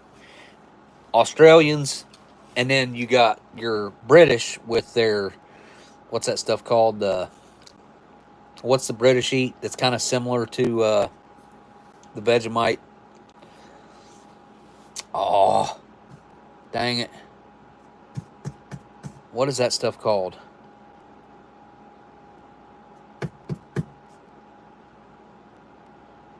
Wow, I'm having a horribly long brain fart right now where I cannot remember. Marmite. Yes, Kalen, thank you. Sparrow, thank you. You got it first. Marmite. Sparrow got it first. Marmite is different than Vegemite. Somehow. It's I've had them both. It's been a long time since I've had them both. I still got a jar of Vegemite in there. As far as I know, that stuff doesn't go bad. It's mainly salt and a little bit of like yeast. I don't know. It's weird. I think Vegemite's weird. I think that's a weird thing to eat as a snack. I mean, it is savory, but it's very salty and just an odd flavor to an American palate.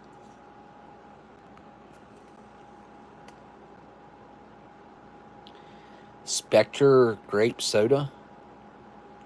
Yeah, they're both nasty, Tim. I agree. But hey, that's an American palate speaking, so they love the stuff, so it's not nasty to them. Shasta soda. I'm not so sure I know what that is. All right, I'm going to get a drink of this coffee. Wash down that peanut butter and jelly.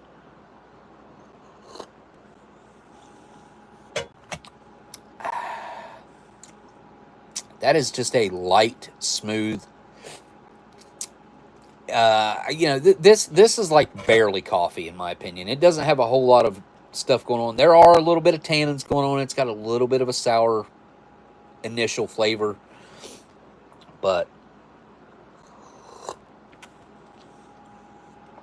yeah, that's pretty light when it comes to coffee.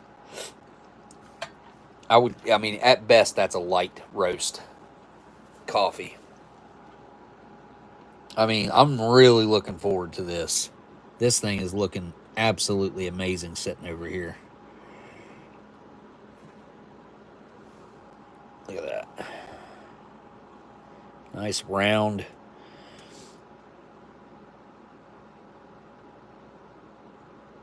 Yeah, it looks kind of wet on camera, but in person it looks dry and just like a dried sugar on top. All right, so I'm going in for a bite of the vanilla pound cake.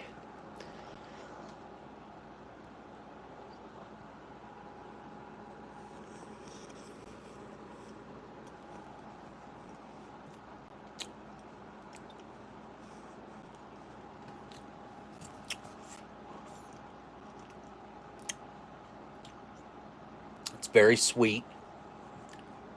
Texture gets kind of creamy, almost milky. a very well balanced flavor with the sweet and the just the overall flavors that's coming from the, and the texture is really nice. The vanilla is not overpowering. That's really a really decent pound cake. I'm not a huge fan of the vanilla pound cakes all the time, but well, I guess I've had a lot of them that have been mouth numbing. So a nice fresh one like this is really nice. I'm going to try it with a little bit of jelly on it. I don't think peanut butter really going to do it any justice, but a little bit of jelly on top might do something. On top of the pound cake. Definitely looks like a snack you could buy in the store.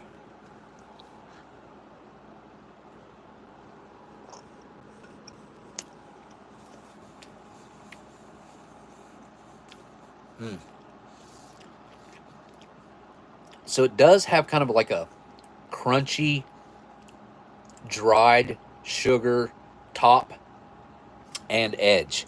Along the edge here. It's a really well balanced flavor, but the grape jelly did nothing for it. Made it slightly sweeter. The grape jelly has very little real flavor to it whatsoever. I don't know, man. It just, well, there ain't much. They didn't use much grape concentrate in this jelly. Let's just put it that way. Like, you can tell by looking at it that that's it. There's not much substance to that. It's mainly just pectin and high fructose corn syrup.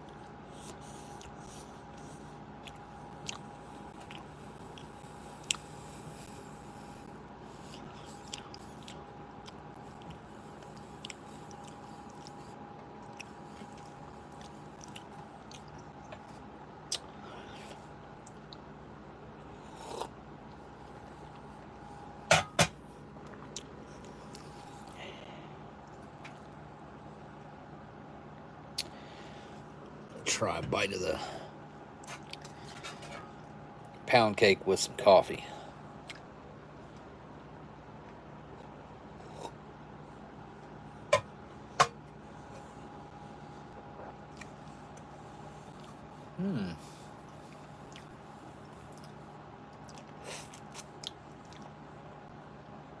Not bad, but I like them better separately, honestly. Cake was really good on its own. Coffee's not bad on its own. Nothing to write home about, but coffee's coffee. I like coffee. If you're not a big coffee guy, you know, if you don't really like coffee a whole lot, but you think it's all right, you'd probably like this coffee. Like I said, it's certainly on the light side. All right, I guess I'm going to go in for one of these. I'm going to ruin the aftertaste of the pound cake. I'm going in for the red first. I'm going to start off with the best one first. Here we go.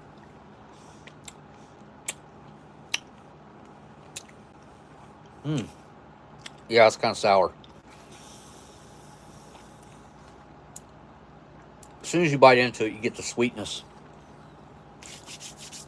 of the Starburst, or the Skittles, I mean. Starburst.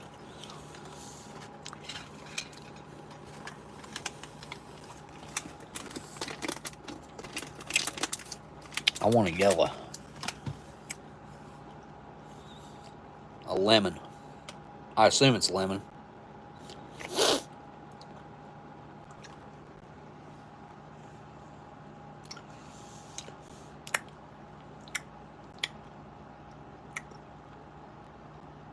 Okay.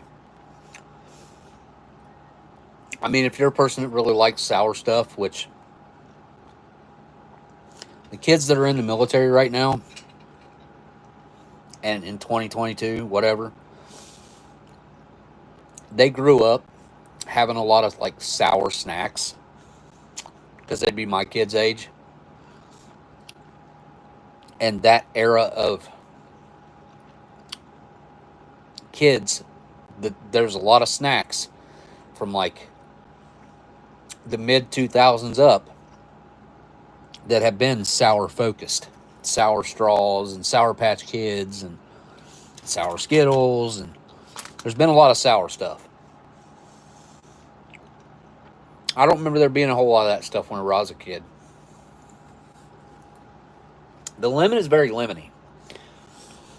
I mean, it does have a nice, hard, sour hit, and if that's your thing, you're going to like them. I mean, that's for sure. And I like lime. Is that what this is?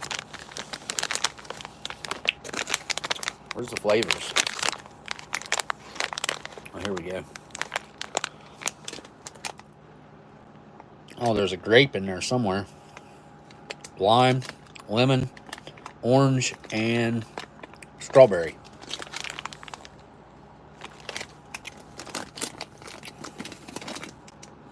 Oh, I see the grape in there now.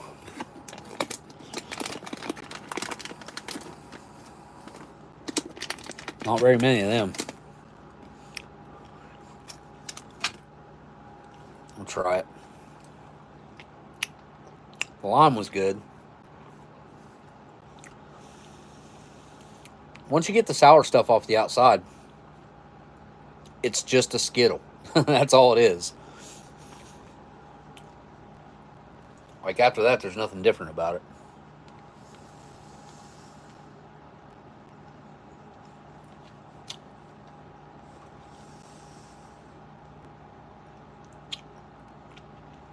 Again, how do you describe this grape flavor? I don't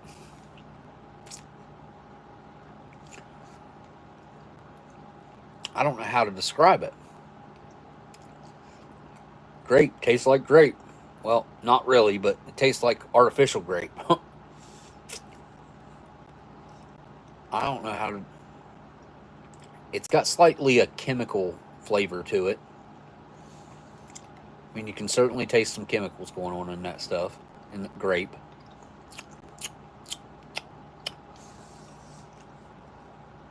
Yeah, I don't know. How would you guys describe the grape?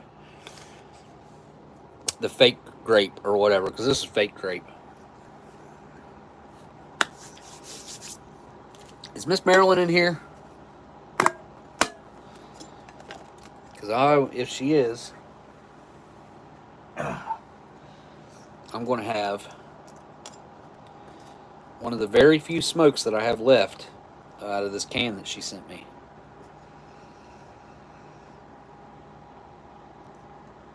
Yeah, I don't know that I've ever had them before right now either. And if you like sour stuff, you would like them. I don't even know if they sell those right now. It might have been like a limited run thing. Yeah, they probably do. They probably do. Sour, like I said, it's become popular. Oh. And. Huh.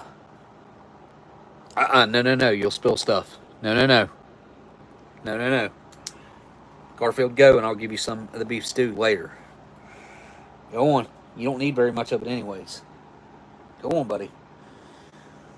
Here, I'll give you one more bite of it right now, since you're begging, I guess. Here. I'm using the empty drink pack that I had to put it on for him in the floor. Go ahead. So I didn't see Miss Marilyn in here. I will find a different smoke.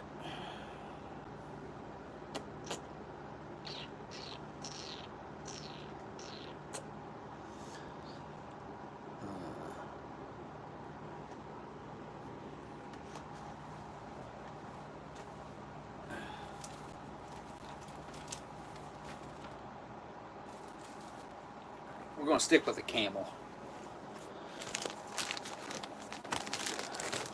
I got this whole bag of them right here. They're all from the late 80s, right? Like 89, I think all these.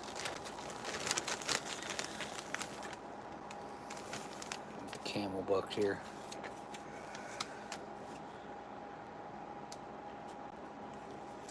Probably 89.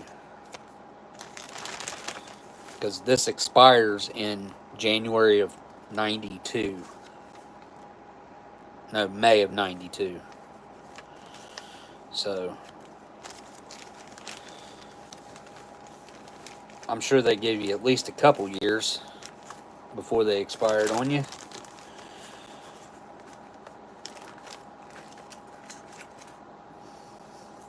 And I've had these for, I bought these probably 9 or 10 years ago, and I've had them stored in this bag like this for about 10 years, 9 or 10 years. And they keep getting better, weirdly enough. I don't know if that's weird or what I should expect. Once I get my studio set up, I'm going to buy one of those like large humidors that you see in like I don't know, liquor stores and smoke shops and stuff. I'm going to buy one of those. And a lot of my vintage cigarettes, all the ones that I have out that aren't already contained in like an accessory pack or something, that are sealed up in accessory packets, I'm going to take them and put them into the humidor. And not only will that display them, but it will also maybe bring them back to life. I've thrown some in a small humidor, and I'm not so sure. Like, it just depends. You got to be really careful to not try to add back too much moisture.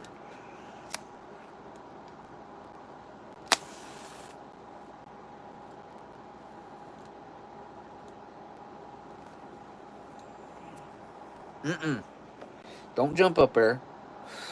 No. Garfield. No.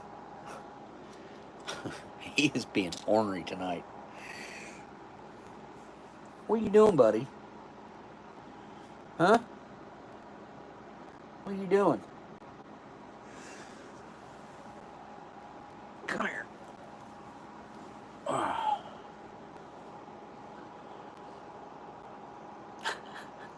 Looking at the food. Hi.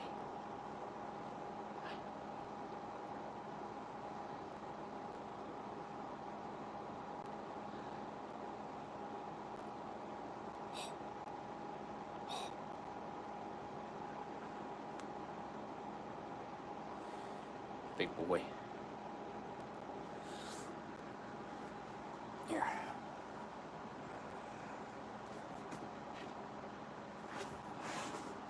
There you go.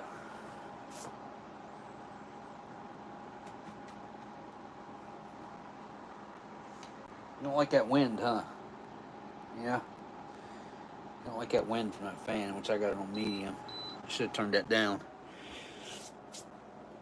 All right, I can look at the chat. Talk to the chat now.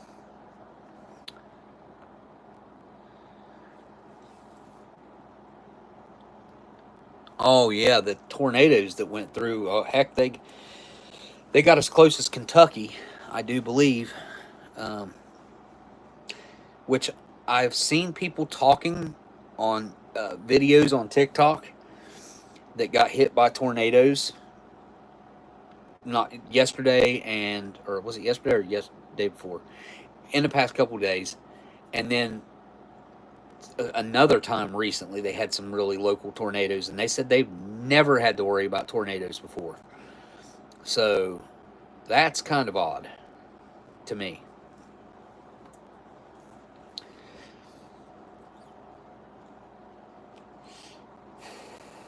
So I guess I can tell you guys about what happened Thursday night.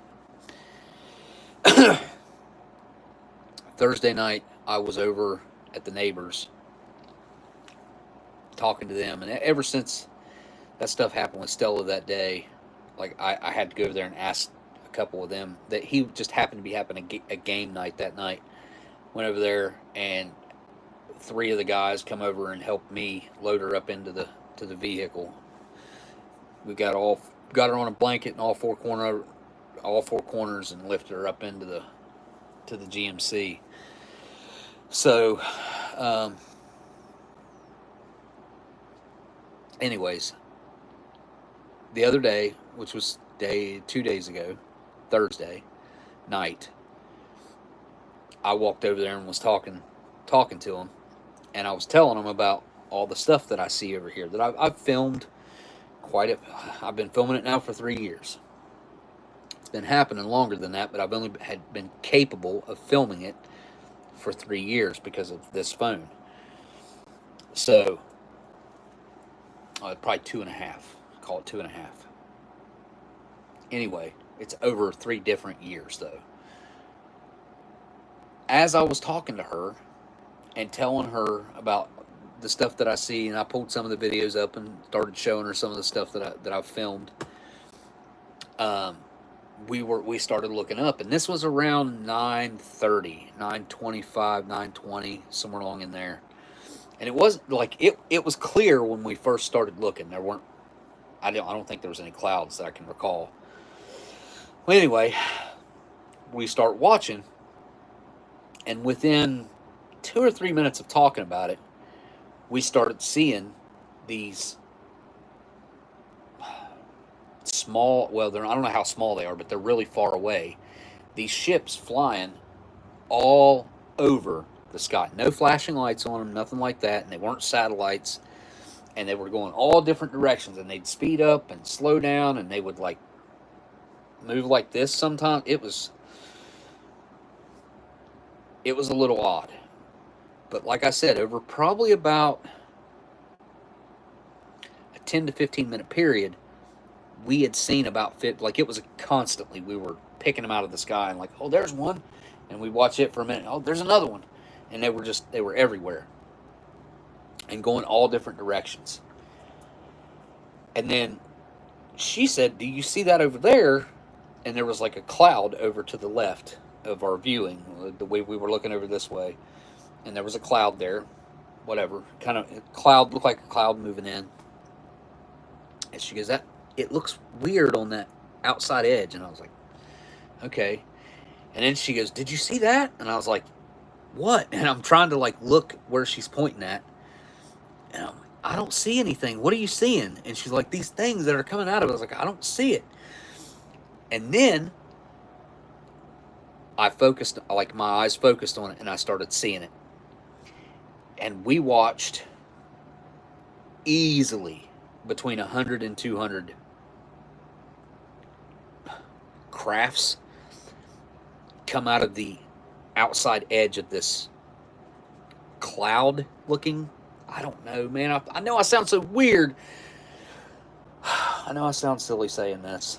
I understand. I understand how this must sound.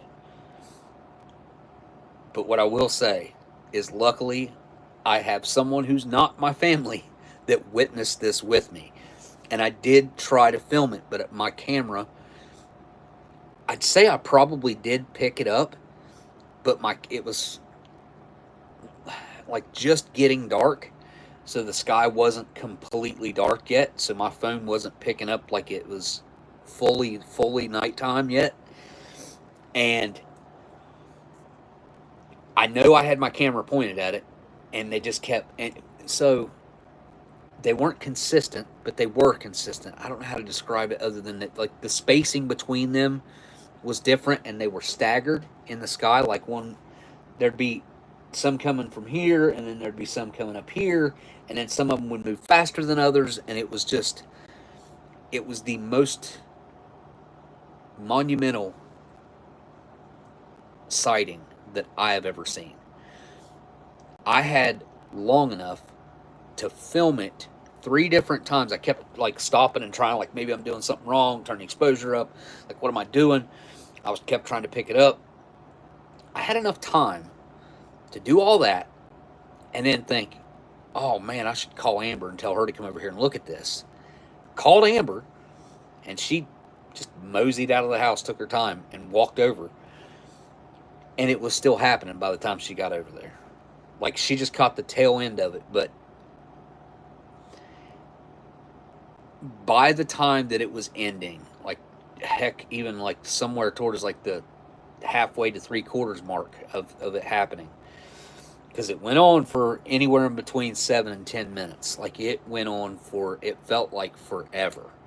I kept thinking, is this ever going to stop? Is this ever going to stop? Because it just kept happening, kept happening. They kept coming and kept coming and kept coming and kept coming. I was getting to the point where, and I've thought about this a lot. And I do mean a lot. It's been on my mind a lot. What happened? What was the purpose behind that? Where were these things going? What did I see? What did I see? I've seen so far the consistent sightings that I have. I see 3 different types of things. I don't know what things in the sky. These things, you can tell by looking at them that they're just, they appear to be spears and solid, like solid masses of metal or solid something. And they just, I would say we seen well over 100. Like I would say closer to maybe 200. It could have been more than that. There were so many, and like I said, it went on for probably 7 to 10 minutes. Again, I had enough time to film it 3 different times, and I stopped filming for a couple minutes, minute or two in between. I'm like, I just ain't getting it with it. I want to watch this. I want to experience this. And then I'll be like, no, I gotta try to catch it again. And by the time it was over, I was kind of second guessing what I was seeing and like what is happening. What is this? What's the purpose behind this? There has to be. These things are moving with a purpose. They're going somewhere. They're headed somewhere. That way. They were headed east. Straight east. Exactly where the sun comes up is the way they were headed. I don't know how to say other than my mind was blown, and I have seen my fair share of things. And I think that the neighbor was almost as excited about it as I was, but I was very excited about it. Like it was something huge that was happening that I was witnessing. And unfortunately, my camera, here's what I'm thinking. Maybe the footage that I have could be uploaded into an Apple computer and brightened up, and you'll be able to see it. That's what I hope. It was right here at my house, like literally right out in front of my house. We watched it happen. So West Virginia. And it was following the Ohio River, going upriver east is the direction that they were headed. Now, she said, my eyes must not be as good as they used to be. She said that on the outside edge of this cloud, she could see like a swirling disturbance in that cloud that is where these things were coming out of. I could see them coming out of it, but I could not see what she said she saw. So, I believe that she saw what she saw. I just couldn't see it myself. So,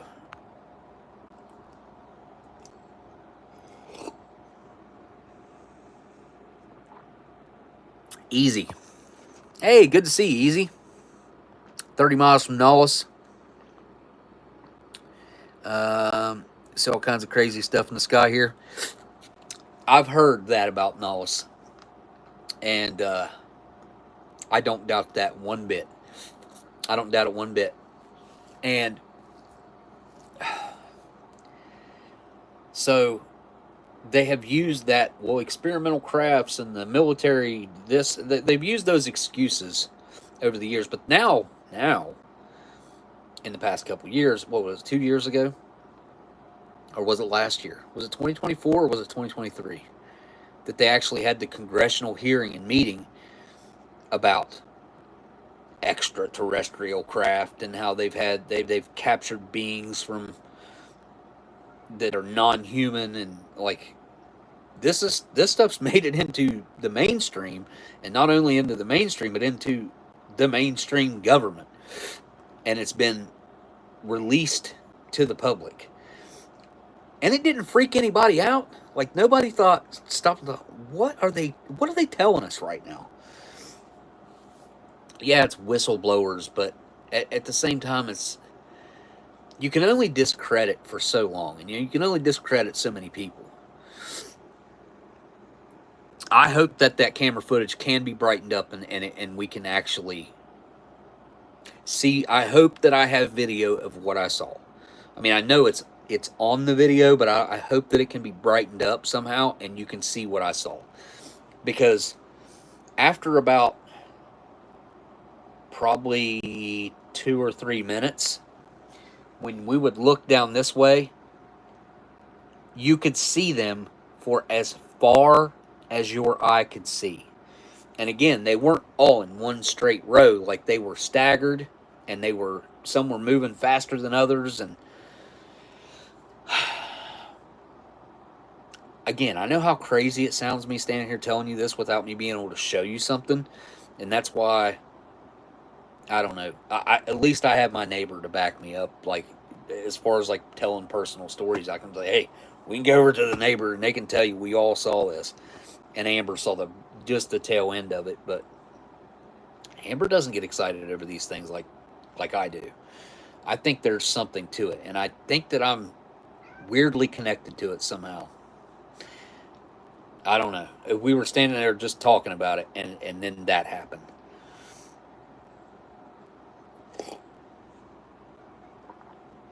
What'd you see? I'm interested. A whole bunch of them like that?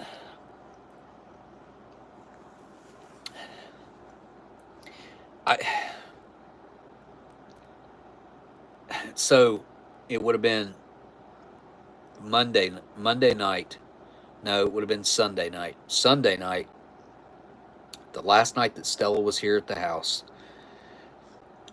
I had her in here. I'd given her pain medication, and she was sleeping, and I did not want to wake her up. I wanted her to get as much Garfield.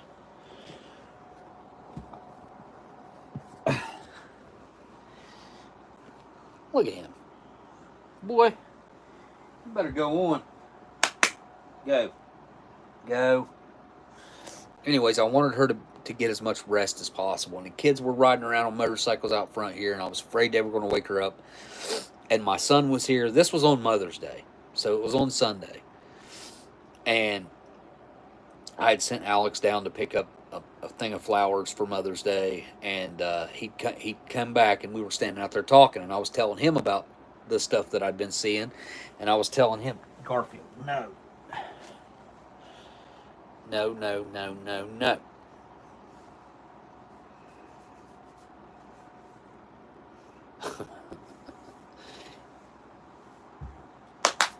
Go.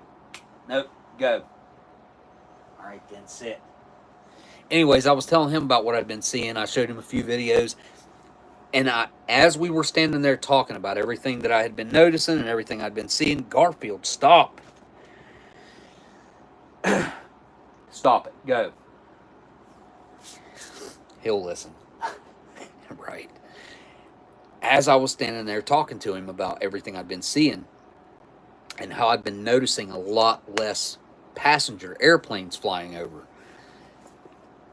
I don't know why, but I at that point, when I brought it up to him, I was like, dude, I've only seen like 4 or 5 out of all the nights that I've been out here watching. I've seen like 4 or 5 airplanes, and I'm looking for something to be in the sky. And if I see an airplane, I notice. And as we were talking about it, like airplanes started popping up all over the place. We saw 7 in the sky at the same time. We could look around and we could see 7 at the same time. And that's not the weird part. That honestly, that's pretty normal. That's pretty normal. With a clear day like it was pretty normal. But he was here long enough. He was probably here till like 9:30, and I don't know. It started getting dark. It wasn't dark, but it had started getting dark. And as we're standing there watching, we started seeing the same thing that we started seeing over there that started us like, holy crap, there's another one. There's another one. And they were just flying all over at different speeds, different directions, no flashing lights. You could tell that they're solid objects. I mean, they must be rather large for us to be able to see them that far away. And they are certainly producing light. They have to be producing light.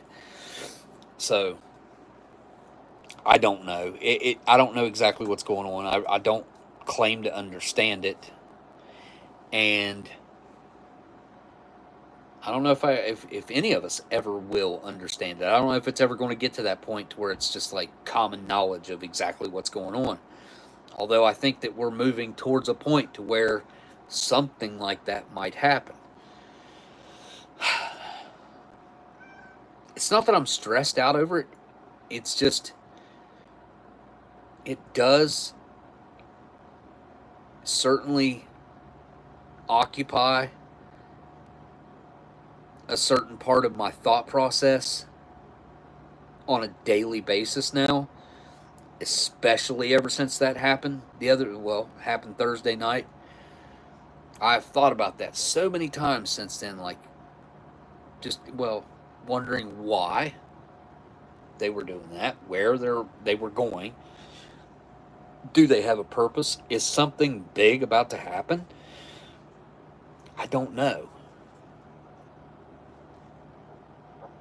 Oh, you know. Literally, I saw, I'm going to say it was roughly in between 150 and 250. Yeah, there was no tail. I mean, yeah, definitely no shooting stars, though. Yeah. No, they were certainly crafts of some kind. It was, and look, I've seen Starlink before, too, and I know that's exactly what everybody's going, well, it's Starlink. It's not, it wasn't Starlink.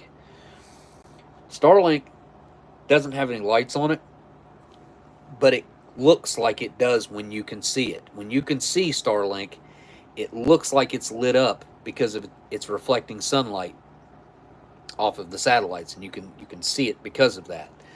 Well, eventually, the Earth is going to block that sun from hitting those satellites, so they'll eventually go out, like, to where you can't see them. You can watch them for a little bit, and then they're eventually you're not going to be able to see them. And again, this was, I would say hundreds. I would say we probably saw, I don't know, definitely, again, there were no doubt in my mind it was in between 1 and 200. I think it was probably closer to the latter, if not more, but I want to be conservative. At one point, I started counting them, and I counted 13, and then I just was like, whatever. And I was trying to look as far as my eye could see, and I was trying to count back. And I think at one time, we could see like 70. You could see far enough away, and you could see all the way back to this cloud where they were coming out of, and you could see 70. So either aliens or some nerds are doing some really large prank. Yeah, but prank on who and for what? Like, I've had people try to tell me drones. So I have consistently been having these sightings in between 2:30 and 4:30 a.m. because Stella used to always get me up in the middle of the night, and the raccoons be out back, so I'd feed the raccoons. I'd take Stella out. Normal stuff. But I would see these, and I filmed plenty of them. The stuff that I filmed between 2:30 and 4:30 in the morning over in this direction, I'm going to tell you that I think that it's some sort of intelligent energy of some kind, and they can get very bright. And the first thing people were like, well, it's got to be drones. Dude, I've seen these things when it's been super cold outside. I've seen them night after night after night, and I've seen them for way longer than what you could keep drones in the air. Like, I don't think you could keep drones in the air for hours like I've seen. So, I don't know. I don't know what these things are that I'm seeing over there. I think that's some sort of intelligent energy, ether-based energy thing. I don't know. I think it's something energy-based. Plasma is what a lot of people are trying to call that type of stuff. And then there's these other solid, metallic-looking ball. They look like balls from here. Maybe they are not exactly that shape because I don't have a telescope or something that can zoom in really good. So maybe they're not exactly that shape, but that's how they appear. I don't know what those things are. And I've been seeing both of them this whole time. And then now there's this other one. There's a third type that I'm not real sure what is what's so different about it, but it just seems different. It moves differently. It looks slightly different. The UFO apparently deflecting a meteor from falling into the populated area. No, I haven't seen that one. Have you seen the video of the tornado? So it's a live weather camera, a static. They just got it set up outside to constantly have a feed going, a live stream feed. And just so happened one of their news cameras that they have set up outside was catching a tornado on that camera. And the tornado is moving from left to right, and the guy is the weather guy is standing there in front of the screen talking about the tornado. And there's a cloud that's kind of shaped like this. It's a flat, long, flat cloud. It just looks like a cloud, really, honestly. You can look this up. This is very recent. And it does something like a discharge of energy or something, and it like turns black on the bottom for a second, kind of moves this way, and then it sucks back in, and the tornado goes away. What was that? Like, what in the world was that? But okay, so this is something. This is one thing that multiple accounts during the Cuban Missile Crisis, during the Cold War, when we had guys sitting at these missile silos ready to turn the keys, because it took 2 or 3 guys turning keys at different points in the building simultaneously to actually launch one of these things, intercontinental ballistic missiles or whatever. I can't remember what the date was, but this happened at multiple sites at the same time. They had a UFO fly over top of the missile sites and shut everything down. That's documented. That happened. That's real. That's scary. They had the ability to fly over top of it and shut our nuclear missile sites down. And the guys that were working there that this happened to have testified about it. And they're telling their stories. Like, that's easy to find. You can find that fairly easily still. For some reason, they're kind of letting a lot of that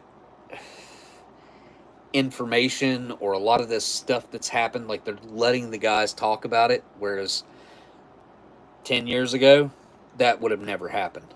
They wouldn't have let those guys talk. And then there's that guy that's talking about the Immaculate Constellation. I think that's what it's called. And to hear that guy talk, it's kind of scary. Altitude would be a way interesting factor. So, yeah, okay. So this is something I could only guess at. And judging by what I've seen, how passenger jets look, they appear to be flying around 60 or 70,000 feet, which is up there. Like that's up there. You're talking humans wearing oxygen masks at that. I mean, required to wear oxygen masks at that height, unless you got a oxygen pressurized cabin. And even then, I don't know. You might still need an oxygen mask at that altitude.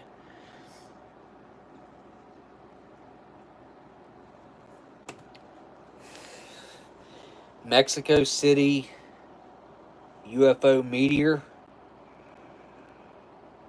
Is that what you said? Mexico City meteor UFO. So way back in the day, back whenever I first started looking into conspiracy theories and stuff, and it used to be super easy to find all kinds of really good, hardcore information, investigative journalism on YouTube and on the internet. Like, you could find all kinds of stuff. back in the day, back when the 9/11 stuff was easy to find, like all the personal testimonials and all the videos from that day. You could find all that stuff, and now you can like find loose change and watch that, which has got a little bit of that stuff in it, but nothing like what you used to be able to research years ago. Like that woke me up probably 2000, like 8, 9, somewhere along in there. Like that's whenever I was, my whole attitude changed about everything. Mexico City meteor UFO.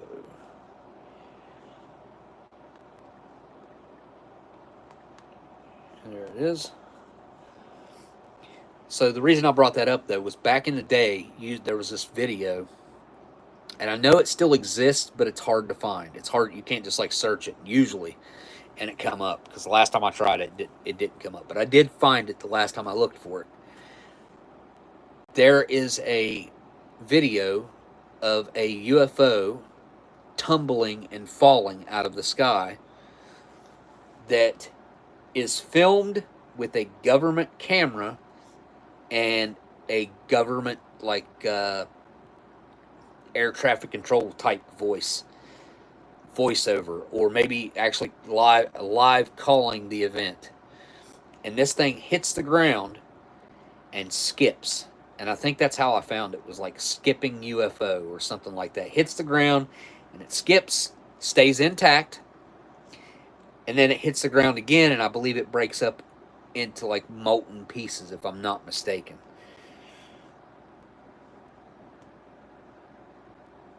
Okay, so let me watch this video.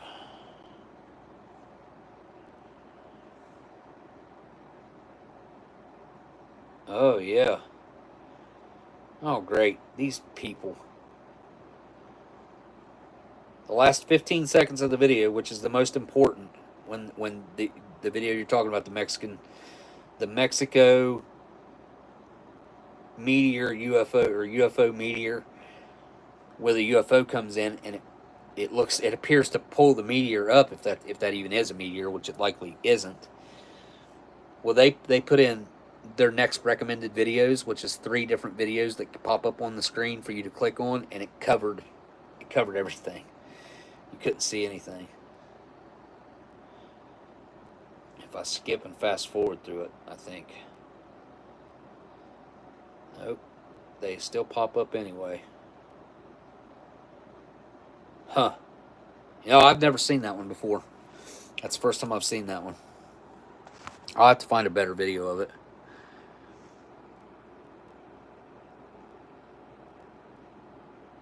Right, exactly. Very few. Very few.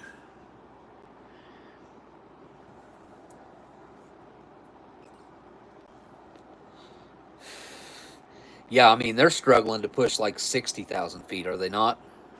The F-15s don't like to fly above that. So I don't know if it necessarily is aliens or whatever. So what we saw night before last, on Thursday night, there were no crazy erratic movements with the ones that I mean, they were speeding up, and like they were, and I thought it was my eyes playing tricks on me, because I've seen this before, and I thought, I've been watching them so long that it looks like they're like jerky. And I told Ethan that, because me and Ethan be outside watching them, and I was like, do you notice when they're moving, they're like moving jerky like this through the sky? Like, and he agreed with me, but I thought, well, he's probably just seeing the same thing I am, because we've been staring at him for so long. Well, we hadn't been staring at him that long, and I asked the neighbor, I said, do you see them? Like, does it look like they're moving oddly to you? And she said, yeah, they're moving like in increments, like they were. It's weird the way they move, like speed up, slow down, speed up, slow down. I don't know. Yeah, the SR-71, 85,000, which we don't still have SRs flying, do we? I mean, I'm sure we got recon, but I think we don't even man the recon stuff anymore. I think it's all unmanned. I thought they retired them, Tim. I wasn't 100% sure, but I thought they retired them a long time ago. Man, I wish they were still flying the Concords and the SR-71s. Like, And how many of you guys believe that we fully had the technology to go to the moon, and then we just trashed it, forgot it, lost it? How many of you guys believe that? Yeah, I know the government's sloppy and whatever, but that's one of the dumbest answers to that questions that the government could have ever given. Oh yeah, we lost that technology. We don't have that technology anymore. Huh? Do what? The computers that they used to go to the moon took up rooms, huge. I don't know, what were they, 10, 12 foot tall computers that were taking up massive amounts of space. One modern iPhone has more computing power than the computers that they used to go to the moon. Let that sink in. Think about that for a second. I've heard them say that we're going to go back now and we're going to establish a base on the moon so that we can use the moon as a takeoff point.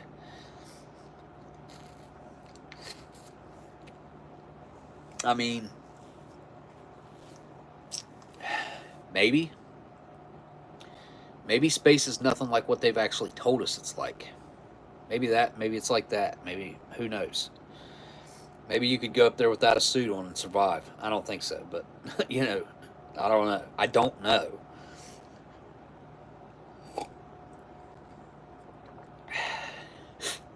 After watching Neil Armstrong for so many years, and especially right after he came back, I don't know how I feel about this. I'm not one way or the other. I question it. Let's put it that way. I don't think he ever acted like someone who actually went to the moon. And I think the other two were somewhat better actors. I think that's a possibility, and maybe they did. Maybe they did go, and maybe he's got his reasons of why. I don't know. I wish I did know, but I don't know.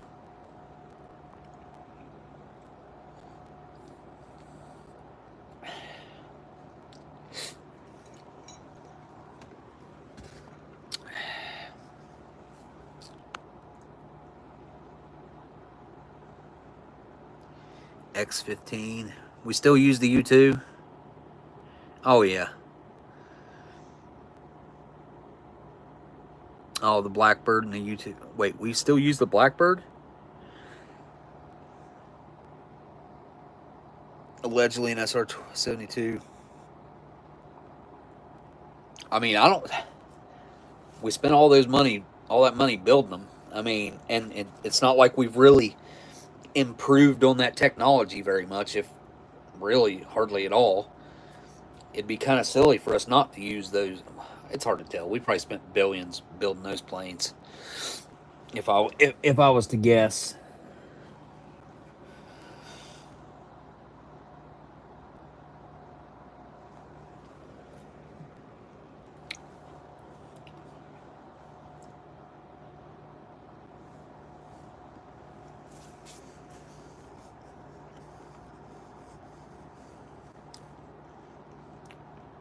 There's 15 SR-71s, and they're all in museums. See you later, G. Schultz. Thanks for hanging out, man. Appreciate you. I know where I took the last couple weeks off. Less people would show up tonight. Which YouTube rarely sends notifications out to anybody either anymore. So, but eventually soon we'll get back on track. There's been a lot going on, especially with Stella. But there's a lot of other stuff going on too.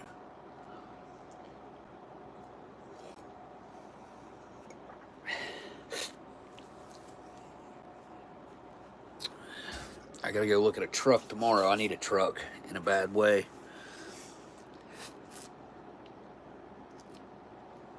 Has what now?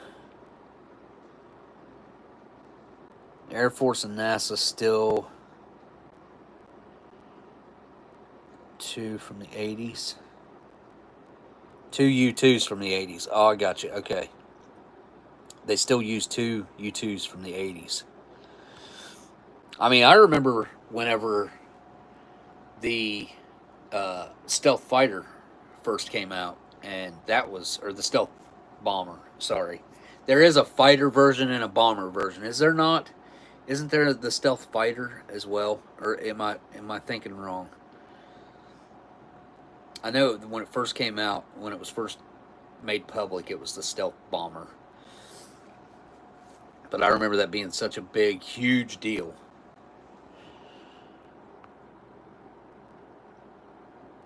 $117 is the triangle fighter. So that they if you really start digging into the conspiracy side of things and all that, oh man, it was right on the tip of my tongue. There's a triangle shaped craft that supposedly we have created, and it's got a like everybody knows what the name of it is. Even it's but they've never admitted to creating it because of the stuff that's been filmed. It breaks laws of physics and stuff. It's a I want to like TR3B, I think is what it's called. I think that's what it is. I think it's the TR3B or something along those lines. This pound cake is awesome. It really is. It's got a great aftertaste too.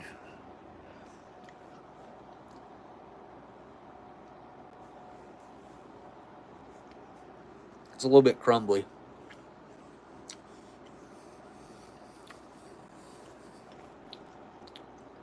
I need to dye my beard again. It's getting gray. It is gray. Looks gray on the camera. It doesn't look gray in person, but the camera makes it look gray.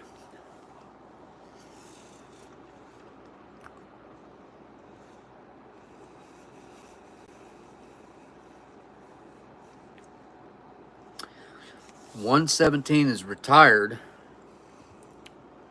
but still used for training and R&D. Is that an SR-71? Is that what you're saying? 117 is an SR-71?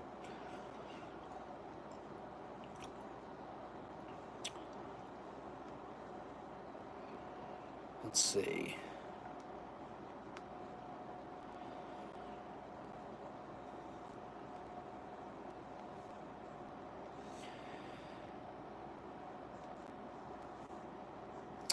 The Lockheed F-117 Nighthawk.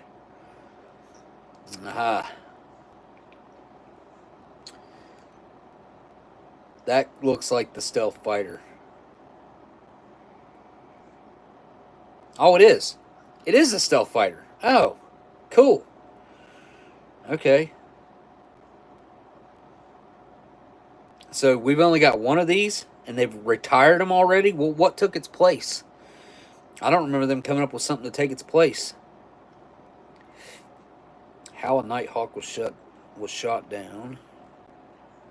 Why was the F-117 given the designation of a fighter despite Air Force designation, but which were not used by an actual aircraft? It worked fine to prevent significant knowledge of the... I'd have to click into that and read it. Huh. Yeah, why was the stealth fighter jet retired? That doesn't make a lot of sense, because it seems like we built quite a few of those things.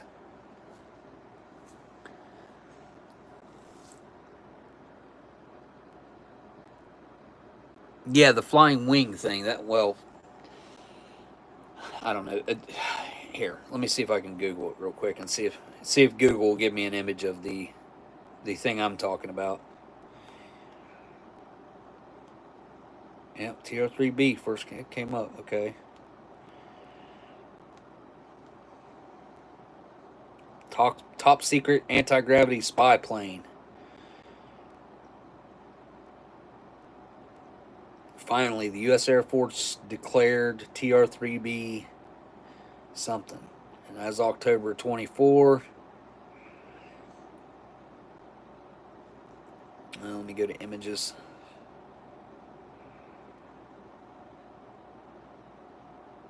Okay. So this is what people have seen. And there's quite a few videos out there of this thing that they claim is this TR3B aircraft that supposedly belongs to us and is something that we've created that has anti-gravity capabilities or properties or something. Or at least that's the ongoing consensus right now. Yeah, I've known about this thing for years. But now they're like releasing images that don't look anything at all like it and calling it the TR3B. 59 F-117s were operational and 5 prototypes, so 64 of them. The F-35 is the replacement. Really? Huh. Wow, I didn't know that. That doesn't seem... kind of doesn't seem right to me, but okay. I mean, I'm sure that's what it is, but it doesn't seem to make a whole lot of logical sense. Which, I think those things were primarily... or were they... hang on a second. Were they... was... let me just Google this real quick. Were the stealth bomber and fighter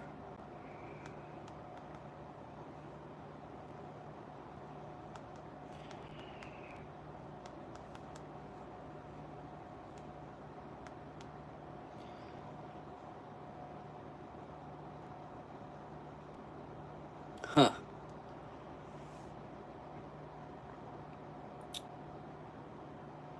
So north of the B-2 Spirit was the stealth bomber. Was the fighter the same exact? No, the fighter was different. Okay, so we made 2 stealth airplanes around the same time, it looks like. There was the fighter and the bomber. Bomber was huge. I remember that thing being ridiculously large. And I didn't know it had so much space, like cockpit space and space inside of it. But I guess there's quite a bit of space in the middle of one of those things. Do you guys remember, what was that, was it Face Off? Is that the movie where, that ain't the movie, is it?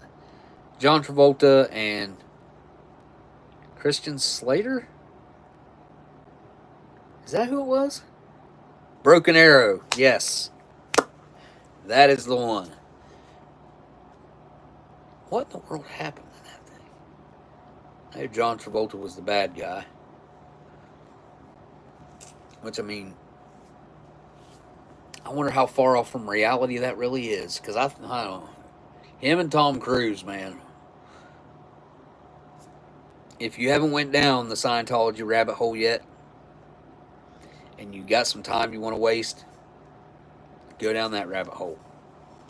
Find out some of the weirdness and how... I don't understand how people can look at Tom Cruise or John Travolta like normal people, because they're not. They're not normal. They're not normal. That stuff that they're into, that stuff that they do, It's weird. And I know they get treated differently. Like, those two are the top upper echelon of Scientologists, and they treat them like literally probably better than royalty. Like, it's weird. There's some weird stuff, man. You guys should look into that if you haven't, because man, oh man, does it get strange.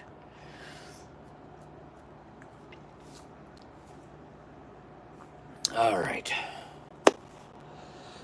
Well, I've talked enough to make myself sound completely crazy tonight.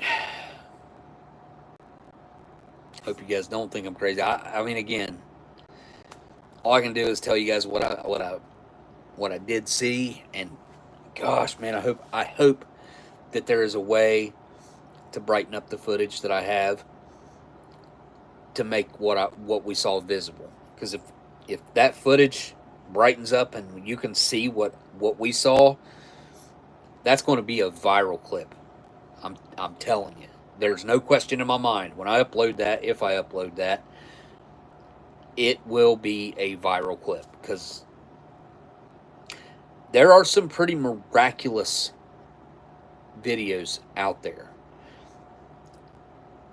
Everybody, like, nowadays, everybody's like, oh, that's probably AI, or oh, that's someone edited that and it's fake. Nobody knows what's real and what's fake anymore. That's kind of the predicament that we're in this world today. But I'm here to tell you, I could never edit together any fake kind of piece of footage like that. Like, that's well beyond my capabilities of editing. The most I'm going to try to do is brighten the footage up, just so to see if we can visually see what we saw. I really hope that we can.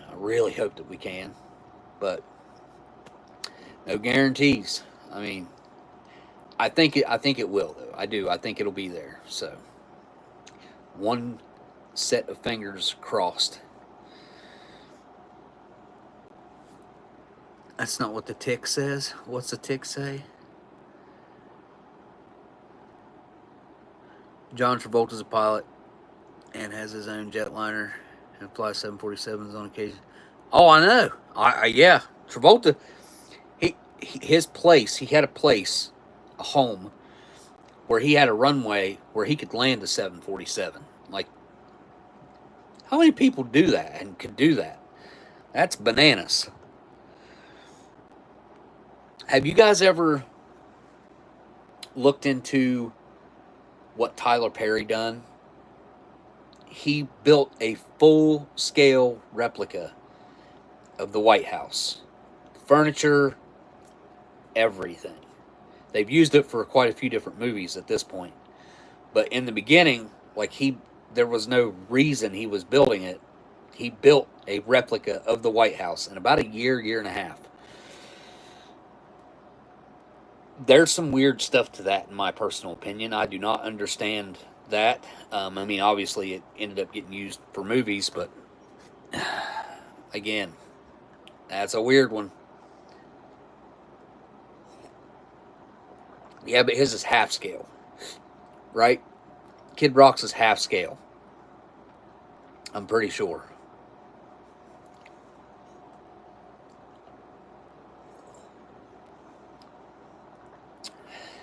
Tyler Perry's is 1-to-1.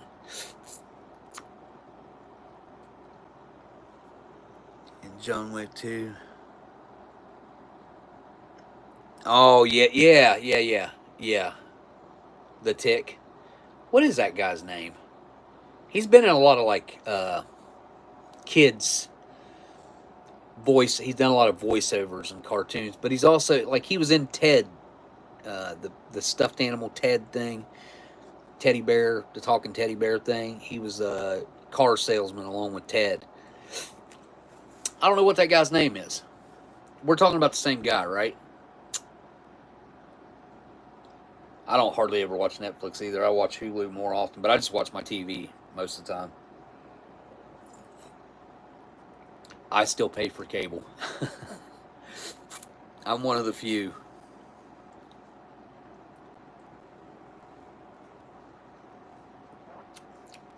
That coffee was pretty good. It grew on me. It was better cold, weirdly enough. Huh.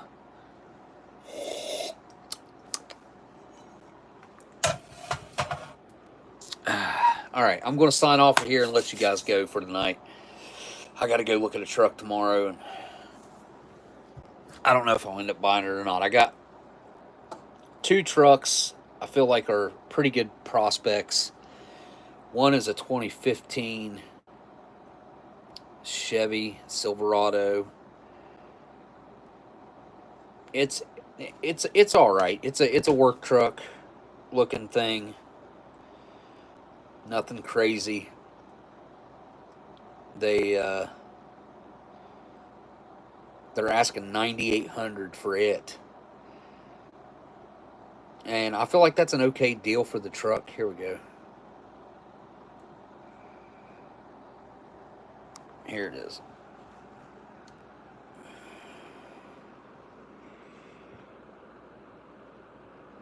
It's got a little dent right there.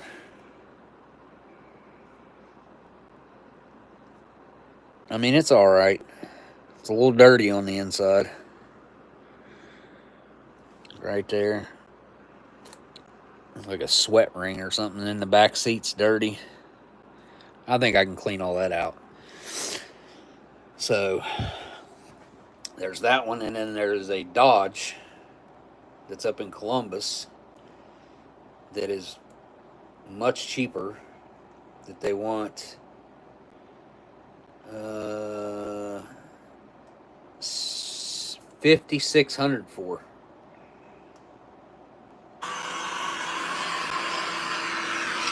It's an old work truck as well, but it's been like meticulously maintained.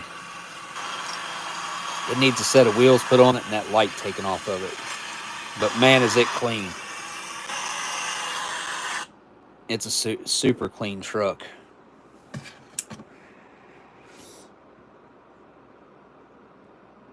Got the stupid bedsides that come up.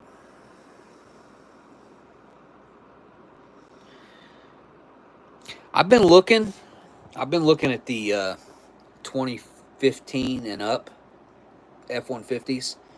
What'd you say you have? A 2015. Okay. Oh, you got a 250. Is it a diesel? Oh, yeah, Super Duty. Okay. Some of the Super Duties don't have the diesels. Some of them have, like, what are they, 6 liters? Is that what Ford puts in them? Anyway, I've been looking at some Dodge with the smaller Cummings in them, the smaller Cummings engines in them. 92 Dodge with a turbo. Dude, everybody wants those trucks. Everybody wants those trucks. 6.2. That is a gasoline engine, right? Because it's a 6.4 that's the turbo diesel, right? Is that right? Or am I wrong? I could be wrong. I do not know anything about diesels. So, I know diesels typically last a lot longer mileage. Like I see them with 300, 400, 500, even more miles on them. Gasoline engines, I mean, typically these work trucks and stuff, like around 300,000 miles, and they've either had a motor put in them or they need a motor put in them. 6.2 would be what? Is that like a 390? Probably.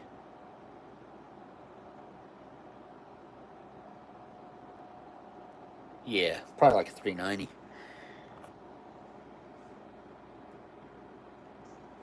The diesels ain't even broke in at 100,000 miles. See, there is a Dodge diesel that I'm looking at on here that I think I would be better off to go with the diesel truck. I really do. But there is a diesel truck on here, right here. Well, never mind. This is one of them. This ain't it, though. But this is a 2018, and this one's got 159,000 miles on it. That's not bad. But anyways, this one has the Eco Diesel, which I do believe is like a 3.5 liter. But this is a leather loaded, probably Bighorn or something Dodge truck. It doesn't say. But there's one on here that's even cheaper than that, and it's got less mileage than that, which is kind of surprising. It seems like a really good deal if the people will get back with me, because Facebook Marketplace is not consistent, is what I would say. Okay, that's a Hemi truck. Pretty sure. Huh.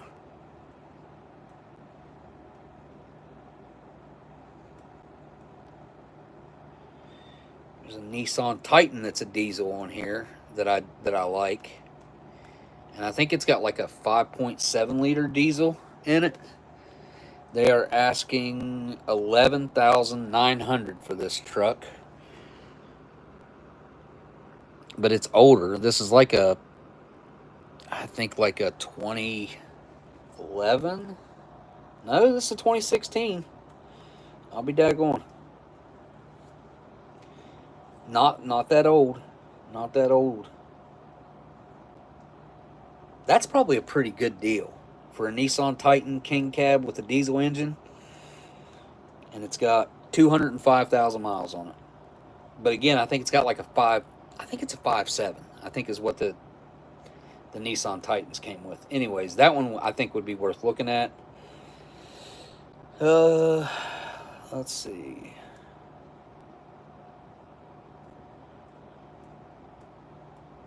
Not that one. Anyways, I'm looking for advice because I don't know what I'm doing. Cummins in a Nissan is good out here. That's what that is, right? That is a Cummins, like a 5.7 liter Cummins in that Titan. I think that's what it is. I missed out on a Ford F-150 with 5 liter Coyote in it. All aluminum body, so it couldn't rust. Didn't have any body damage or anything like that. It's a good looking truck. And, well, all that stuff happened with Stella. And the guy sold it on Monday when we were dealing with the Stella stuff. Like, it just, yeah. I talked to him like Friday, and I was like, man, I could try to come tomorrow. And then that stuff happened the next day. Or I talked to him on Saturday. I was telling him that I might be able to come the next day, and then Stella got real sick, and she fell, and Amber thought it broke. It was a whole thing. Anyway, yeah, I'll keep looking though. Like I don't know what I'm doing. I've never bought a truck. Ask me stuff about cars. I know all kinds of stuff about cars. Ask me stuff about trucks, and I'm going to say I don't know, because I've never had one, never bought one. The only truck I ever had was in high school. I had I think it was like an 87 or 88 Chevy S10. It was I think it was a 2.8 V6 with a 5-speed, and it was leveled. It was blue, and it had outlaw wheels on it. It was an alright looking little truck, but I didn't like it. I don't know. I just didn't like it. So, yeah, I've been trying to figure this out, because we need a truck to do almost everything that we're trying to do right now, and we don't have one. I wish I could find that other that other diesel truck, because wait, this might be it. That's not it. Maybe that is it. No, that ain't it.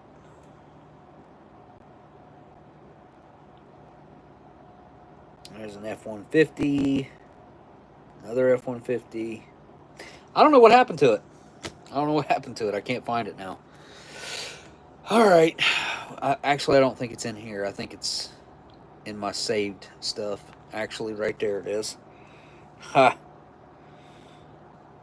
Wait, is this... Is this the diesel? Yeah, yeah, this is it right here. 2018 Ram 1500 Crew Cab Sport Pickup, 4-door, 5.5-foot bed with, doesn't say how many miles. Let me see. Maybe it's in a picture. With 184,000 miles. But they're only asking $8,500. That's probably the one I should go look at. Because I got an appointment to go look at that Chevy tomorrow. But they're asking $9,800 for it. Which ones do? Stay away from the EcoBoost. The EcoBoost diesel.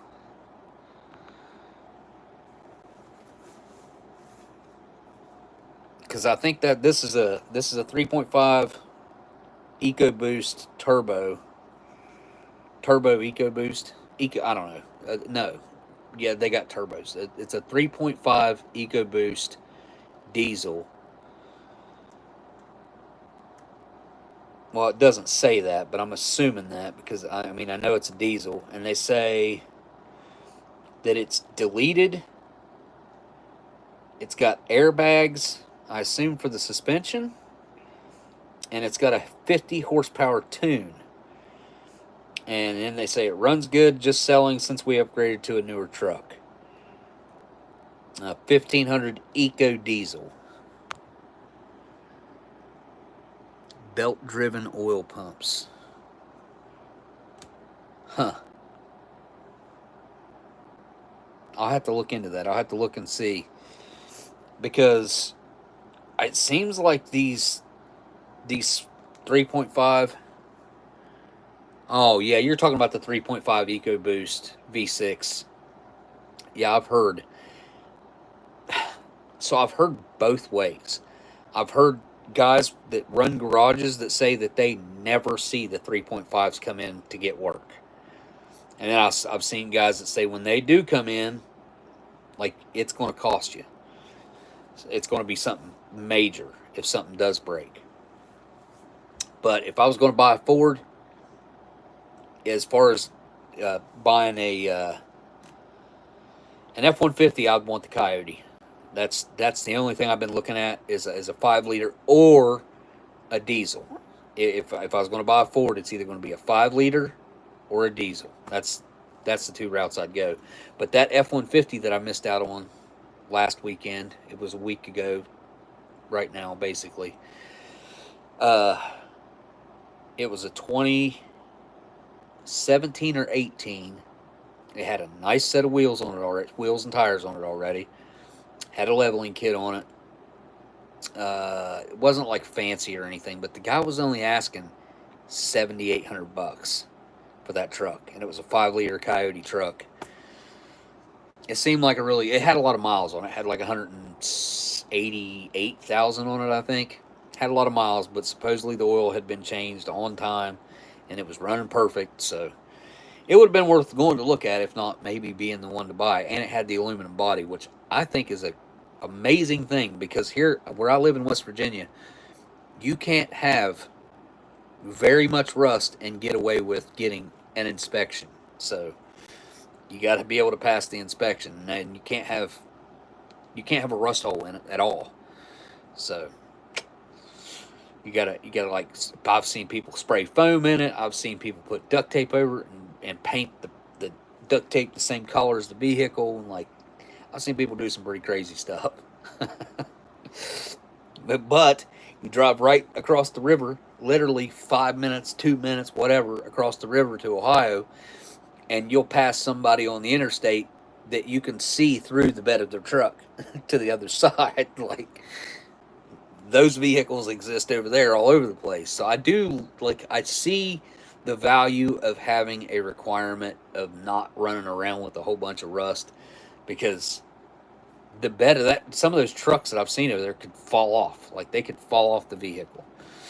And it's not really that hard to take care of your vehicle well enough that it doesn't just turn to a rust bucket.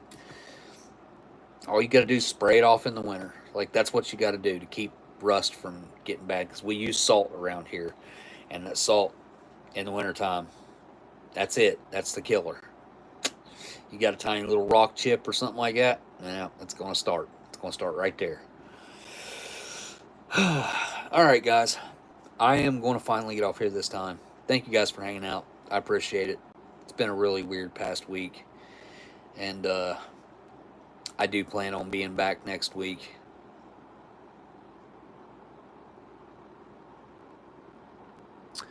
Oh, Stella Sebastian. Thank you, man.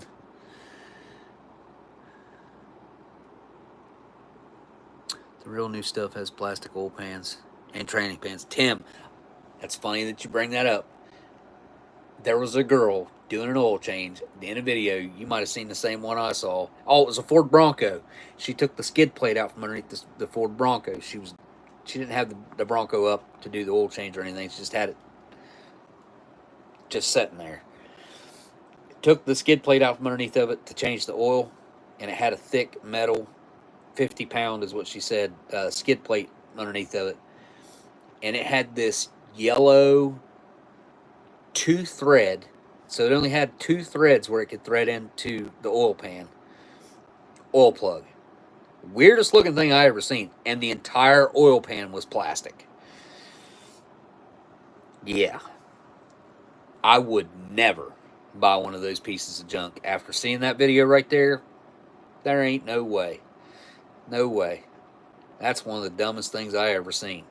The entire oil pan's made of plastic. And so is the oil plug. The whole thing. This is the whole thing. And the oil plug was one of the dumbest looking things I've seen. But thank you guys for hanging out. Thank you guys. I appreciate it. Thanks to my patrons. Thanks to everybody. I really appreciate you guys. And I plan on seeing you in about a week. Next Saturday. All right. Later.